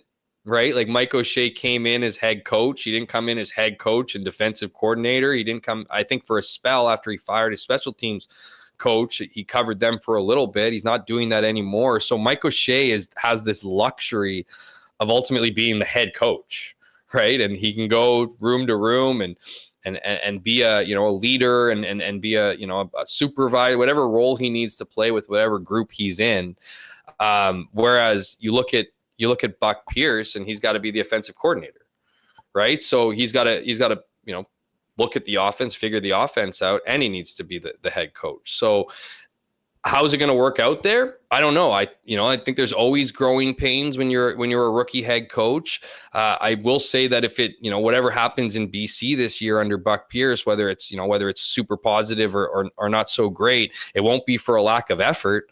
That's the thing Buck Pierce brings to a team, whether that's in Winnipeg or now in his new opportunity in Vancouver, is he's, the stereotypical first one in, last one out, bleeds the game, puts everything he possibly can into, his scheming and his game plan. So, I'm expecting a lot of success there. The thing that Buck is working with is a defense that isn't that great. You're leaning on a lot with Matthew Betts on the defensive line. I think they've improved a little bit on paper, but we're going to have to, we're going to have to see that bore out. And certainly, when you have several moving pieces in a particular unit, it's going to take time to build that chemistry and to adjust. BC's in a really interesting spot just because there's a lot of expectations last year with hosting the Grey Cup, and obviously they fell way short, which ultimately led to Buck Pierce getting hired. So a bit of a change there. I do think you have a better culture there with Buck Pierce, and that's nothing against Rick Campbell. I'm just saying Rick Campbell kind of made his own bed a little bit, or maybe you could blame the general manager or even go as high as the ownership for Nathan Rourke coming back and kind of throwing a wrench into everything. They don't have that distraction anymore this year. This is Nathan Rourke's team. So I think there's, lots to like in BC, but again, like a lot of teams, even though there's tons of parity here, a lot of question marks, and particularly with the BC Lions team with the new head coach. Yeah, just coming into the season, is there a coach or GM or quarterback who's got the most pressure on them this year? I'm sure some pressure on the Bombers with the Grey Cup being here. I don't think they're going to say that publicly, but you want to have a good showing, and returning to your 6th straight would be impressive, and just so disappointing the way that their last couple seasons have ended, even with all the success getting to those games. But who's the pressure on as we kick off 2025?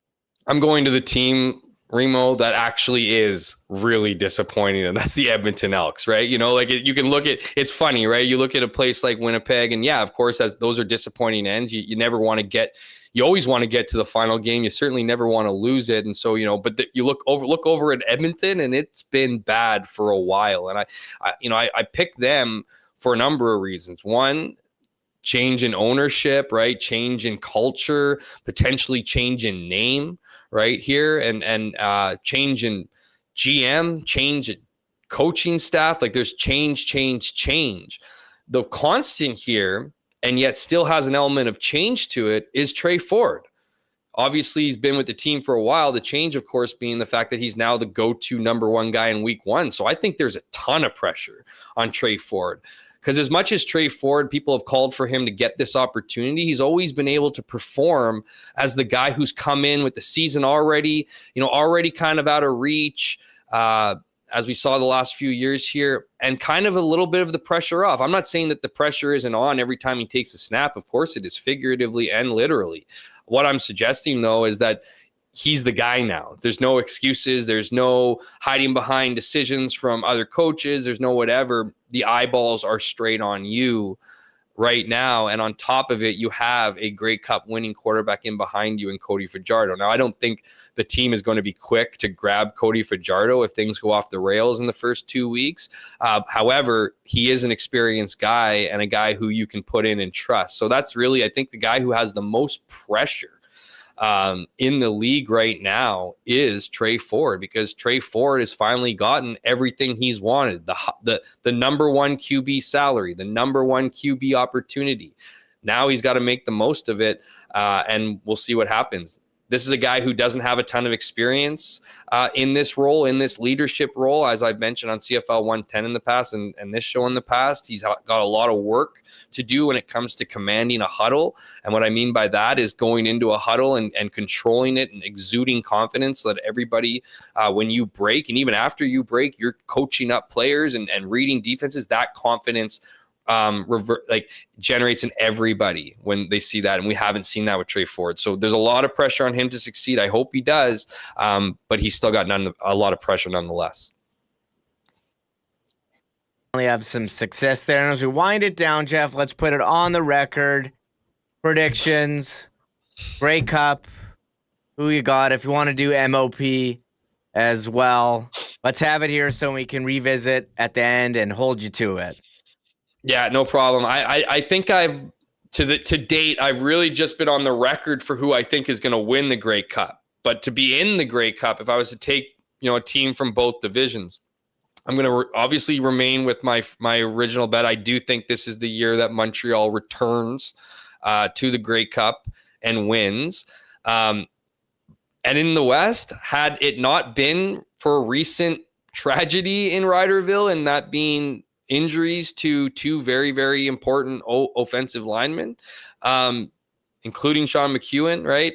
I would have had Saskatchewan. With that loss, that puts Trevor Harris in serious potential harm. We've seen Trevor Harris miss out on at least a third of the season the last 2 years with a banged up O-line and a guy who isn't known for running. I mean, Trevor Harris is a warrior. I'm not saying he can't escape the pocket, but he's not a Vernon Adams. He's not a Davis Alexander. He's 39 years old. He could get injured just running out of the pocket, right?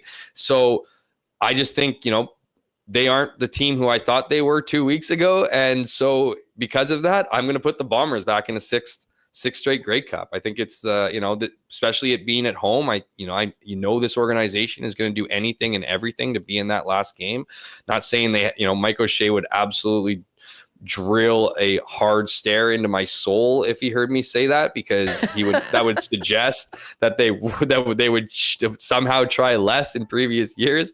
But there's just something about hosting the game and maybe going over the salary cap, finding guys that are available, making decisions, not letting things kind of go off the rails. That's not really something the Bombers do anyways, but I do think that they'll probably come out of the West. But again, me jumbling over my words here and not really being all that sounding definitively just goes to show just how much parity it is. And I think the West is wide open. That's what's going to make this year super exciting. And we'll see what happens at the end. But Montreal is my team to win. Love it. Love it, Jeff. Great. And MOP. Yeah, who's your pick? Got a pick? MOP, sorry. I would say I'm going to go with Zach Collaros. Wow. Zach Collaros. He's 10 to 1. If he can stay healthy. 10 to 1. Bo Levi's up there, Nathan Rourke.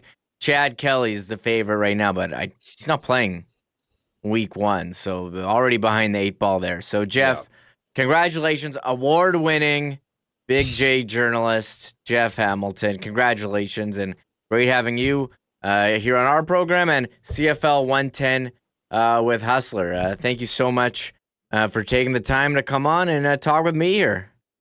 Always a pleasure, my friend. Be careful. You might just replace us for good. No, there's only one Hustler. My head. All right. See you, Jeff. Thank you. See you, man. Take care. My head gets big for a little bit, but then Hustler comes back, and I said, this is how it should be. Happy to fill in once in a while.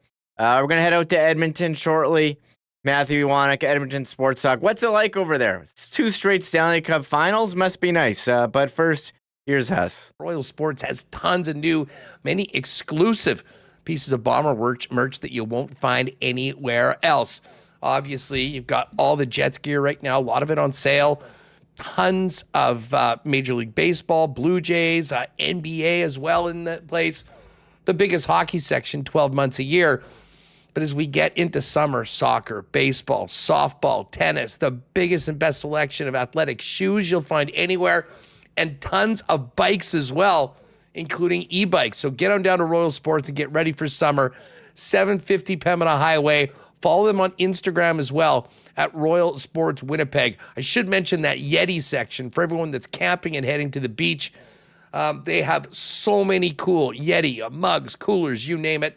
Another great thing to keep in mind before you head out of town over the course of this summer. Tomorrow night, it's game 1. Panthers, Oilers. Boston Pizza is the place to be with your gang for Stanley Cup playoff hockey. You got the game on all the screens with big sound and, of course, the BP playoff menu featuring the Canadian All-Star Poutine. Wing flights are back. They've got the Scoville Showdown for you crazies that love it hot, and a couple of amazing new pizzas for the playoffs, the Triple Pep and the Wingman Pizza as well. Pop down to Boston Pizza for game one of the playoffs. And hey, if you are staying at home, you can always get the great taste of BP and the new playoff menu by ordering online at bostonpizza.com. A big cheers to our friends at Winnipeg's favorite local brewery, Little Brown Jug. You train day in and day out, learning new techniques, approaching new concepts, and living out the thrill of achieving your goals. Building a craft beer is no different. While you spend your hours on the ice, we spend ours here, brewing our trademark beer. Again, and again. Here's to pushing the status quo and challenging ourselves to build something memorable. 1919 by Little Brown Jug. All right. Pleased to be joined by Matthew Iwanyk, Edmonton Sports Talk here on YouTube, streaming audio as well. The Oilers up 1-0 in Stanley Cup Final, back again. It's becoming routine there now, 2 years in a row with the Oilers in the Cup Final. You guys getting used to it. Must be nice, right? Yeah, it's quite nice. You know, I think the best part I love about these long ones is you leave the rink after the game. So last night's even double overtime.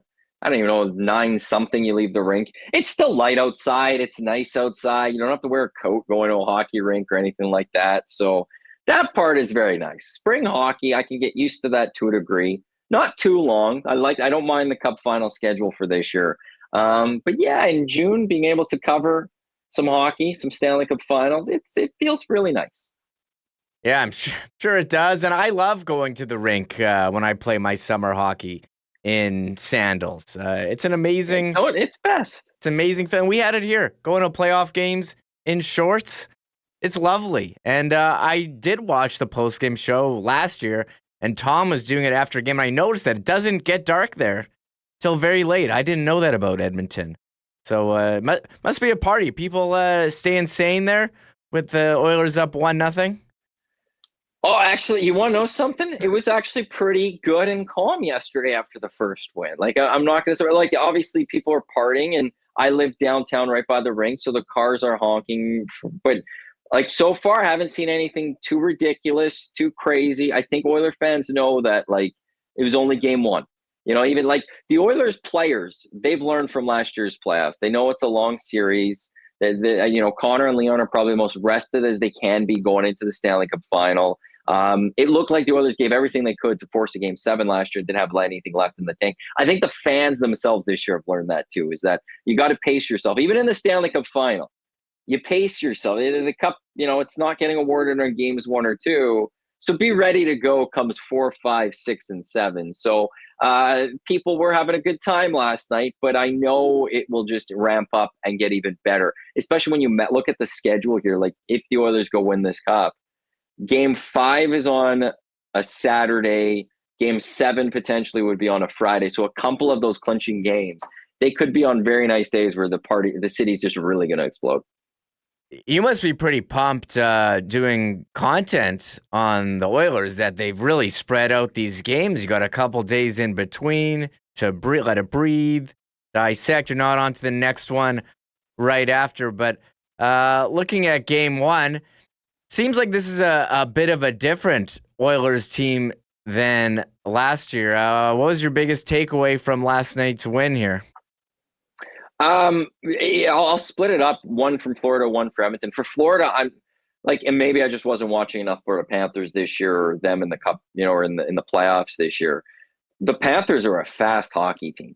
They can skate around. They can they have a very fierce forecheck, and even their stick handling, they can make a lot of plays very quickly in tight spaces. So from the Panthers, it's a step up for the Edmonton Oilers of what they have faced so far in the playoffs. I think, you know, just seeing what the Stars and the Golden Knights and the Kings were to do, it's like watching the Panthers. You're like, this is a good hockey team. These are the 2 best teams in the National Hockey League going at it.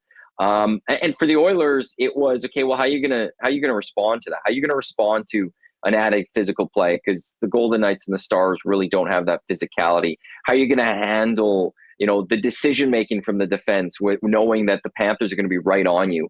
And it was impressive just to see how much the Oilers were able to withstand that, how much better the Oilers looked for most of that hockey game. The second period, really, the Panthers dominated. The start of overtime, the Panthers controlled the game. But beyond that, the Oilers really were in control of the rest of that hockey game, and they were able to withstand the speed and the skill that the Panthers have. And even Sergei Bobrovsky, he was brilliant last night, I thought. And the Oilers, though, found a way to get 4 past him. So it's a different Oilers team that we saw last year, and that they're better than what they were against the Panthers. And they've planned out their season, it seems, in a better way to be ready to go. And even just as I said, like Connor and Leon are the most rested we've seen them, and probably the rested that we've seen, compared to last year going into these Cup finals. So the takeaway I have is how well the Oilers were able to withstand going up against an opponent that they really haven't gone against yet in these playoffs. And for the Panthers, just that they are a worthy competitor. They're a worthy challenger. And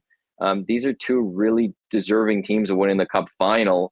And for the Oilers, they strike first. Yeah, great game, overtime, game 1. Love to see it. And you haven't mentioned one thing, the Oilers goaltending. Stuart Skinner, I've been loving.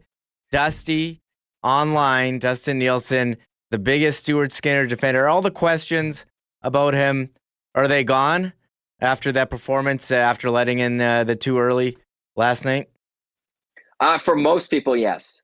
I'll tell you right now, if they go lose tomorrow night and Skinner lets in, like if he lets in the goal Bobrovsky let in yesterday for the tying or the second goal in that game, if Skinner lets that in tomorrow and they lose, there'll be some of those detractors will come out of the woodworks again. But for the most part, I think everyone's just looking at Stu Skinner and going, this guy's just brilliant. Like ever since he's come back from Cal Pickett's injury, he is playing easily the best hockey of his career. Like this guy, 3 shutouts already. Last night, when I was talking about the Panthers, controlling the second period and early in overtime, like obviously in overtime they could have won the game. In the second period, the Panthers could have extended their lead. They had a lot of good opportunities. The Oilers were very sloppy. There were a lot of turnovers in the defensive zone. And the Panthers had a lot of quality chances. And Stuart Skinner didn't allow them to go in the back of the net. And Stuart Skinner of last year, or Stuart Skinner of most of this season, probably would have let one of those slip by. But he is played in such, he's so settled in. He looks so confident in the net that, like, I said this on one of my shows earlier today, like, I think right now he's playing himself back in the conversation to be the backup goalie to Binnington come Olympics next year. He's just been that good. And, the 2 best players on the ice in my mind yesterday are both goalies, but it was Stuart Skinner who, sometimes it's easy to forget. And I think the detractors don't always want to give him the props that he deserves. But it was the game yesterday where, like, again, the Panthers could have, easily made it 4-1 or, 5-1 in that second period and taking game 1, or early in overtime finished it off. But it was Stu Skinner who stood on his head and made the saves and just looked so calm doing it. Like, not even just like moving around his crease so, wildly that you're thinking, well, is he going to be able to keep this going? No, he just looks so confident that you just know, like, nothing's getting past this guy in overtime. So he's fantastic right now. And I know, just looking at those Oilers players in front of them, they know that they have such confidence in the guy behind them. I was pretty nervous about Edmonton coming in. Zach Hyman, big injury for them. Top line, top power play. But Corey Perry, like, this guy, what can you say about this guy elevating his game in the playoffs here? Now, 2 years in a row for them, but he's been in the Cup final with Tampa, Dallas, Montreal. Pretty incredible what he's still able to do at this stage of his career. Yeah, this, I think, shows just the intelligence, the hockey IQ that Corey Perry has. Because, like, it's easy to forget right now because he is, throughout the course of the regular season, more of a bottom 6 guy at times, but he can come up and play in the top 6 at times. And right now in these playoffs, he's playing a lot more in the top 6. But some people might think of him more of that, like, grinder type role. But his career was a playmaker. Like, he is a Hart Trophy winner. So it just clearly, while the body sometimes isn't always there for Corey Perry, the intelligence is on the ice. He knows what he needs to do. He knows when to get involved. I know there was a point last night, I don't know how much it was seen fully on the Sportsnet broadcast, but, he was getting into Aaron Ekblad's face and they were face to face chirping at each other. He adds that element to it, but on the ice, he just produces. And, like, when you're looking at bets and things like that, it's hard not to right now think Corey Perry a point or something. Like, The guy is just the playmaker. And at his age, he said going into the Cup final that he expects that he'll play next year too. And I don't see why anyone wouldn't think that he could play next year because, as I said, like he thinks the game so well. And he's finding a way to just, still contribute too on the score sheet. It's absolutely incredible to watch. But, you mentioned the Zach Hyman injury. Like, the concern I had was the physicality part of it because he was leading the Oilers in hits in these playoffs. But, using a football mantra for the Edmonton Oilers this year, they are fully next man up.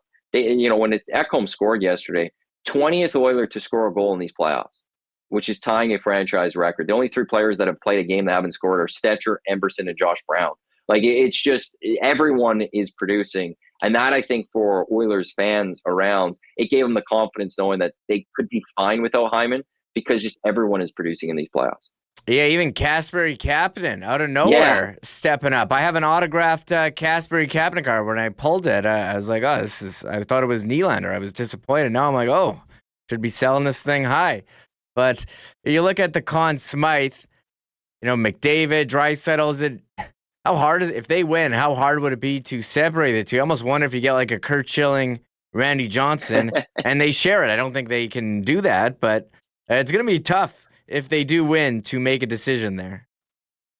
Yeah, well, especially if Leon keeps scoring a couple goals per game too. It will be difficult. But how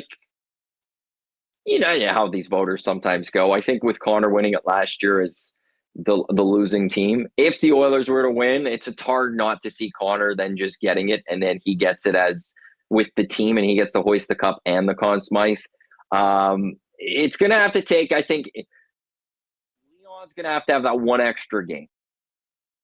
I'm expecting both those guys to produce game in and game out, but it's going to take that one game where Leon maybe scores a goal on his assist and Connor's kind of off the score sheet to, I think, give him the edge. But it does look like, it's going to be Connor's to lose should the Edmonton Oilers go out and win this. I just quickly on Kapanen too, though, like almost is the hero in overtime yesterday too. Yes. He comes in with a beautiful play and hits the post. And imagine how much that card would be worth if he was game 1 hero of a Stanley Cup final too. I got to put, it's like the Seelovs rookie cards went up during playoffs last year. That was a sell high moment for the card collectors. Moving on from the hockey, CFL season kicks off. You do pre and post Elks on Edmonton Sports Talk.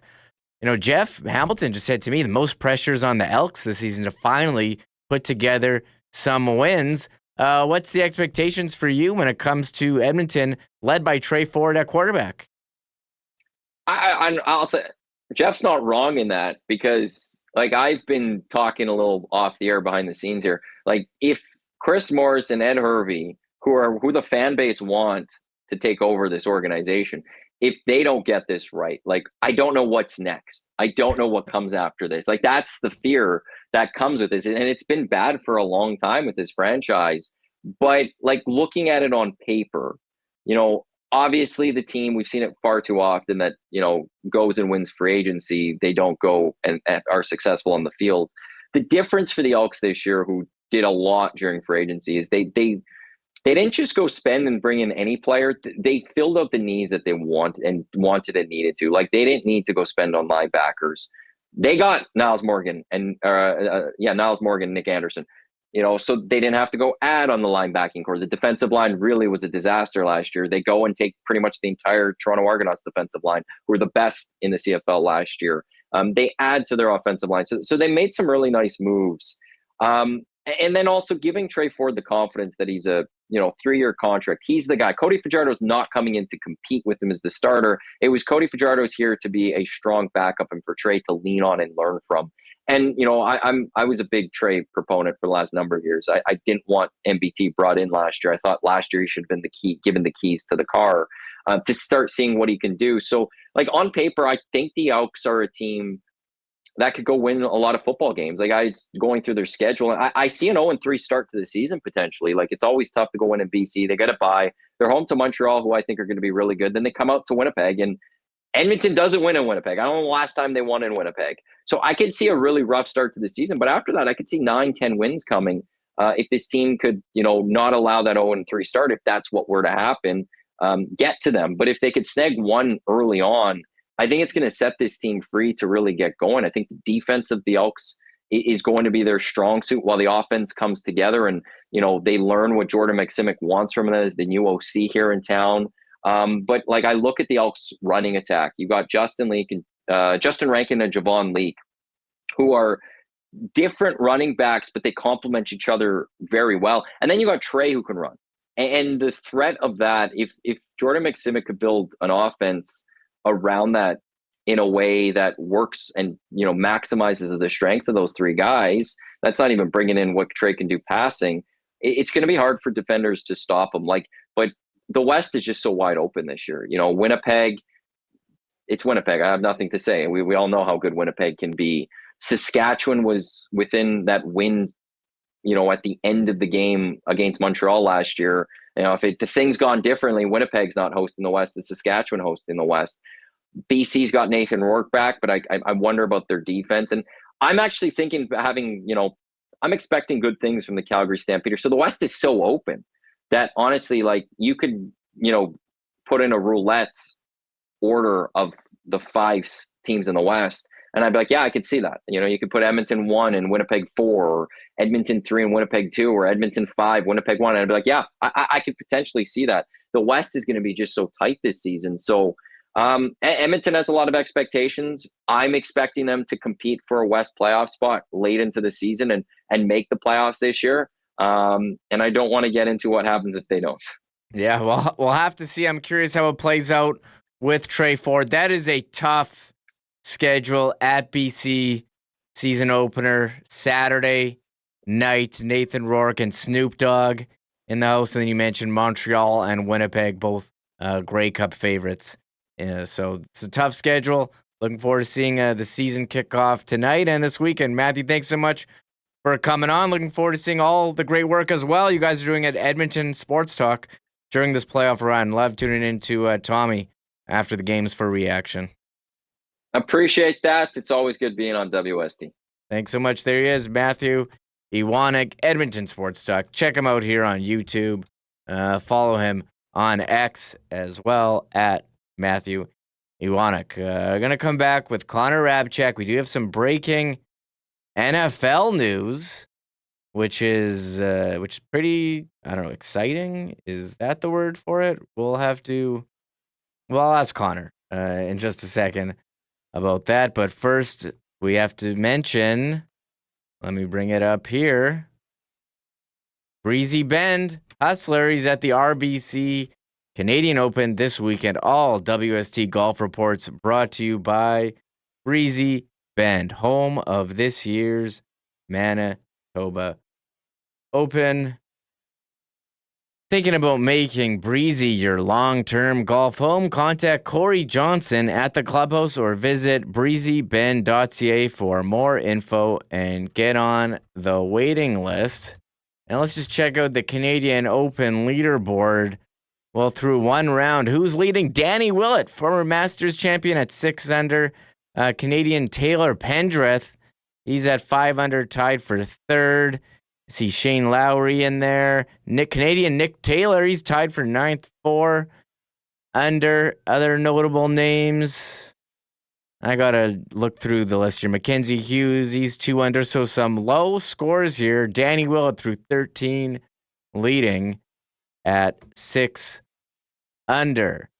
Gold Eyes night, they're back at home this week. Great chance to get out to the ballpark. They're playing Kane County tonight and a weekend against Kansas City.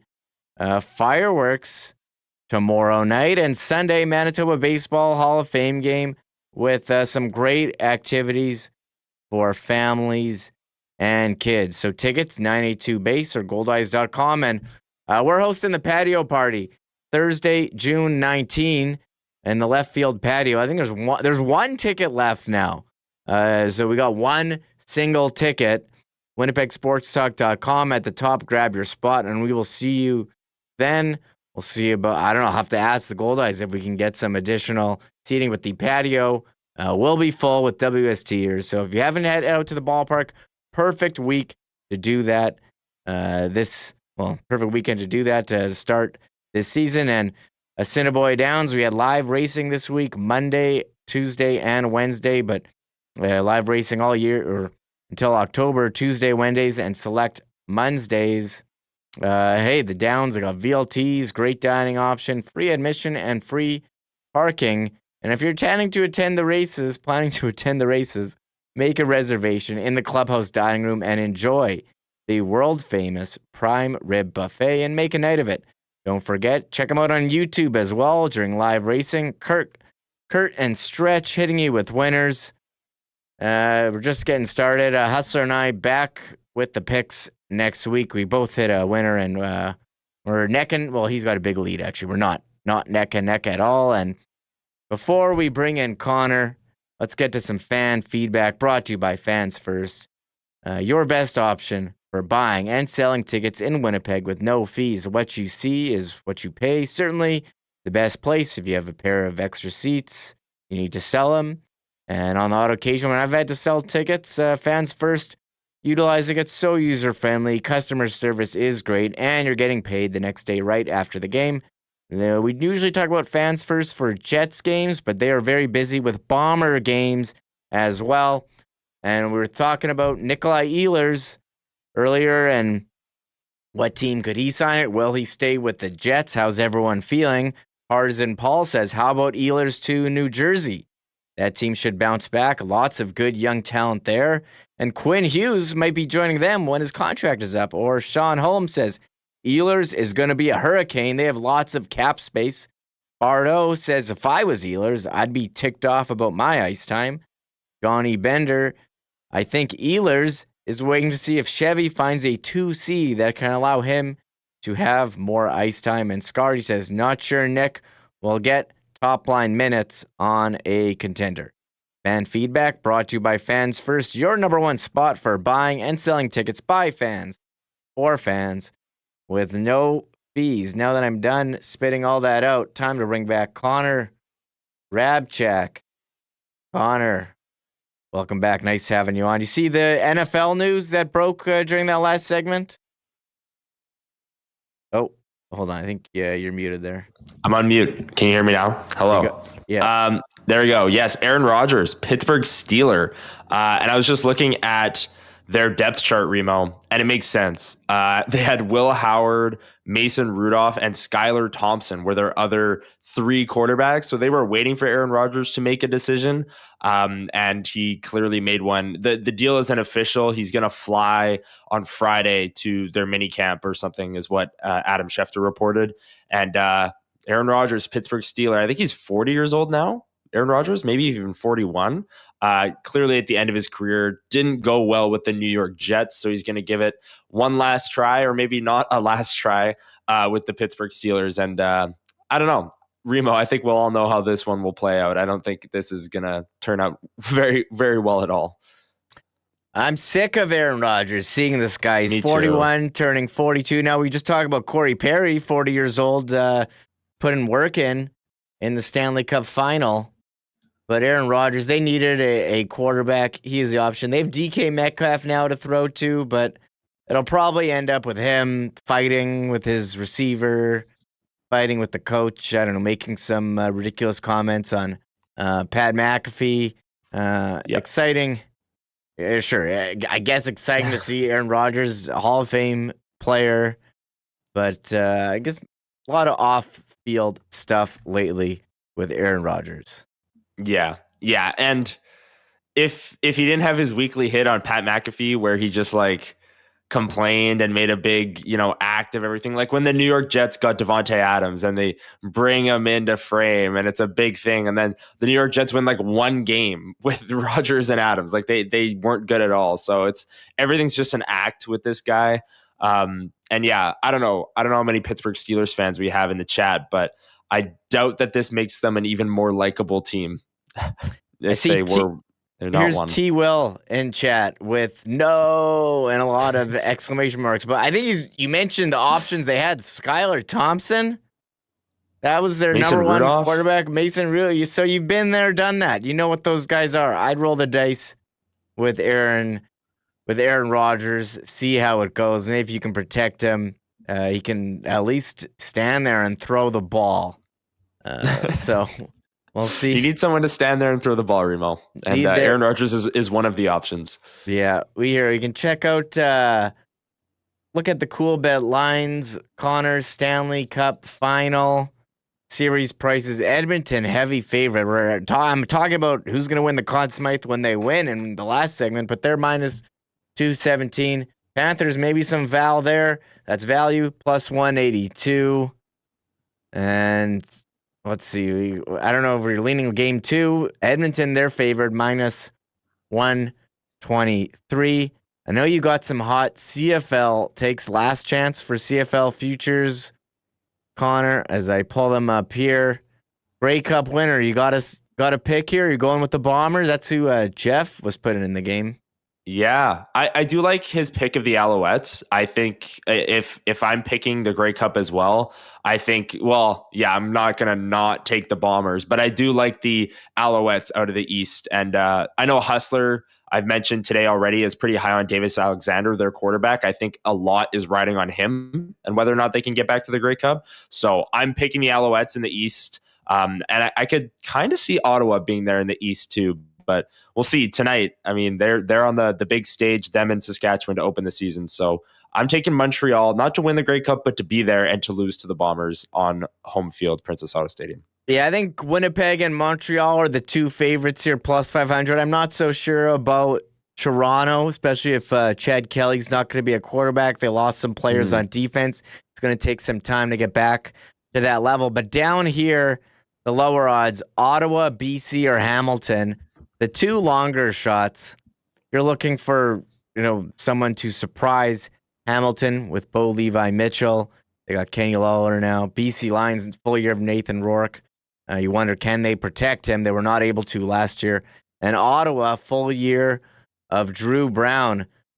I think the East, maybe, I don't even know. Usually the East was a bit easier than the West. Yeah, but Montreal's pretty good. Toronto's the defending champion. So maybe I need to respect the East a bit more. Who do you like from down here after Toronto, Winnipeg, Montreal, Saskatchewan? Who do you like from the rest? I like taking a flyer on Ottawa and Drew Brown taking like another step forward. BC is really interesting to me, Remo, because it's another year of Nathan Rourke and he's had like the full off season and his new head coach, Buck Pierce. And with Nathan Rourke, if they can protect him and they have good enough weapons, like that should be good enough to at least be a playoff team in the West, if not a contender. But as you see there, in reflective of the Lions and a little who cover the CFL as well, are just lower on the BC Lions. And it's kind of shocking to me. They have the name value QB in Nathan Rourke, but as you see here with the Vegas Lions, they're not one of the top 3 teams in the CFL to win the Grey Cup. So I'm going to be really interested to see how BC looks, especially these first 4 weeks, the first month of the season here. How does Nathan Rourke look? How does their defense look? Because I just associate the name value of Nathan Rourke and think that's automatically a Grey Cup contender if he can return to form. But we'll see if that's the case after the first month of the season. Yeah, I'm on Team Rourke as well. Really, as I've said throughout the show, really enjoyed watching him a couple of years ago. Can he return? Can they protect him? We will see. We got over-unders for wins. Where's the Bombers? Bombers, over-under wins. 10. Over minus 125, under 10. Where are you leaning for the Bombers and wins? Over. The Bombers win regular season games, man. This is what they do. And look, the West is wide open, but getting over 10 wins would just, like the Bombers going 11-7. I fully expect them to make the playoffs. Now, are they going to win, 13, 14 games like they did in their prime the past couple of years? I'm not sure. But the Bombers, what was their record last year, Remo? 10-7, and they started like 2-6. Like they won 9 of their last 8 games, I believe. So I expect the Bombers to be better this year, not have as rough of a start. So I like them over 10 wins. Where do you sit on that? Yeah, I think that start, some of those games were pretty close. They had some overtime losses, and they were able to figure it out. I think they'll pick up where they left off. They have one game to start the year, hosting BC, where they have Strevler at quarterback.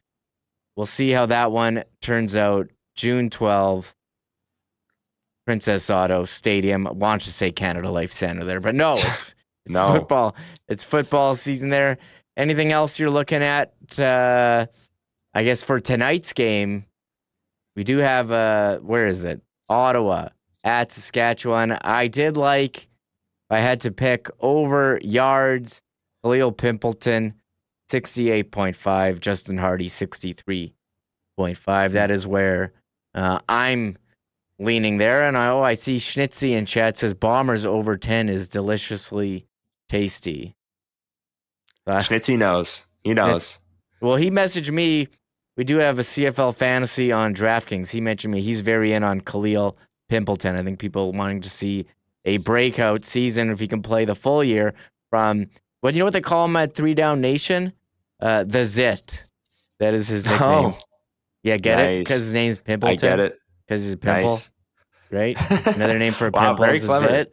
Pretty good, right? Pretty good. Pretty good. I do like, look, I'm not the biggest Trevor Harris fan. Like, there was some talk about him like being an MOP candidate this year, like with a banged up O-line and just his style of play where he doesn't really, move much at all. I'm not as high on the Rider. Well, okay, they're the Saskatchewan Rough Riders. I'm not going to sit here and pump their tires, but outside of that, Trevor Harris, I'm not as high on with a banged up O-line, especially. Again, week 1, weird things can happen. I'm on Ottawa tonight. I do think that they have some, the offense, if they can move the ball and get chemistry quickly with all those new additions, I kind of like it. And maybe that O-line for Saskatchewan, the injuries that they had show up right away in week 1. But it's week 1. Anything can happen. And there's a lot of parity around the league. So I think we'll see some shocking results this weekend. Yeah, I put my picks in. We did picks for CFL 110, and Matthew invited me to the Edmonton Sports Talk pool as well. I got to remember to email him my picks. I forget what I took. I took Ottawa in our CFL 110 picks. I took Ottawa +3. Let me double check what I took. I took Saskatchewan. Oh, I'm regretting that. You and Jeff have Ottawa. See. Me and Hustler have Saskatchewan. I think I took all favorites this week. That doesn't feel good. There's going to be one upset. It is the CFL. NBA, we had the Stanley Cup Final starting last night. NBA Finals tonight. You're going to be tuning in for the OKC Thunder. -769 favorites to win the series. That is a massive, massive favorite. Pacers +500 to win the James Naismith Trophy. You're going to be tuned into this one tonight. I'll be flipping between this and the CFL game. That's my schedule for tonight. Like the NBA Finals, the odds for the Pacers to win like 2 games are like they're an underdog to win 2 games basically in the entire series. Like OKC's favored to end this thing in 4 or 5. So I think we're going to see a quick series, especially with OKC at home in these first 2 games. I'm expecting at least one of these games to be like a typical NBA blowout where it's just like a 50-point win or a 40-point win. Shea Gilgeous-Alexander, so much fun to watch. Canadian MVP, going for the finals MVP now. Definitely rooting for OKC, and I'll be watching, flipping between that and the CFL game tonight as OKC looks to take a 1-0 series lead, and we cheer for the Canadian Shea Gilgeous-Alexander to win his first title. Yeah, and there it is. Coolbet lines, lots of action tonight. You're watching, flipping between the NBA Finals and CFL Kickoff. I'll say I did tune into this new show on Apple TV last night. Owen Wilson and Stick, a golf comedy. It is sports related. I do like to touch on the TV if you're looking for something easy watch. It's got some sports action in there. I enjoyed the first episode, Stick. I will be back for episode 2. They put out 3 as a tease. Trying to find, I guess, the next Ted Lasso. They're on Apple, going with the sports feel good story. I liked Ted. I think I got one more season left coming to Ted Lasso. I was into it. I watched it all.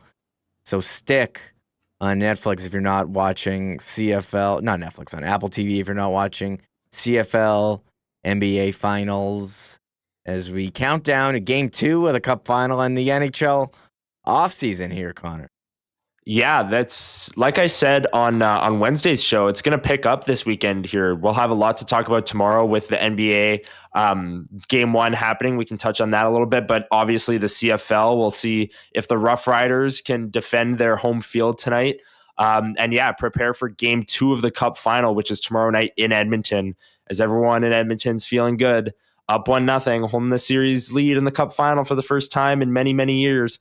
We'll see what game 2 brings. I'm expecting Florida to look, a little bit more desperate, and we'll see how Edmonton responds to that.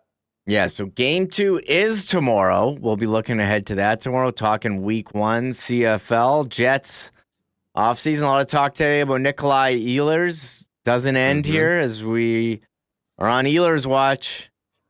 Who will he sign with? Will it be the Jets? Will it be someone else? I don't know if there's odds on that one. Right now, we did talk yesterday at the end of the show. There's odds on Jonathan Taves. Next team, I did see Toronto has some interest, and seemingly a lot of teams. I think a third of the league has interest in Jonathan Taves, so some competition there for his services. I think that's it, Connor. I think we've said it all. I think so too. This was a fun show, Remo. Thank you for having me on, and we'll be back tomorrow. Marble Race, Friday edition of WST. It'll be great. We'll break down game 2. It'll be fun. Yes, Marble Race tomorrow, and talking more here. Winnipeg Sports Talk. Michael Remis here with Connor Hrabchak. Thank you to everyone who tuned in, and thank you to the sponsors who made this show possible. If you made it this far, hit the thumbs up.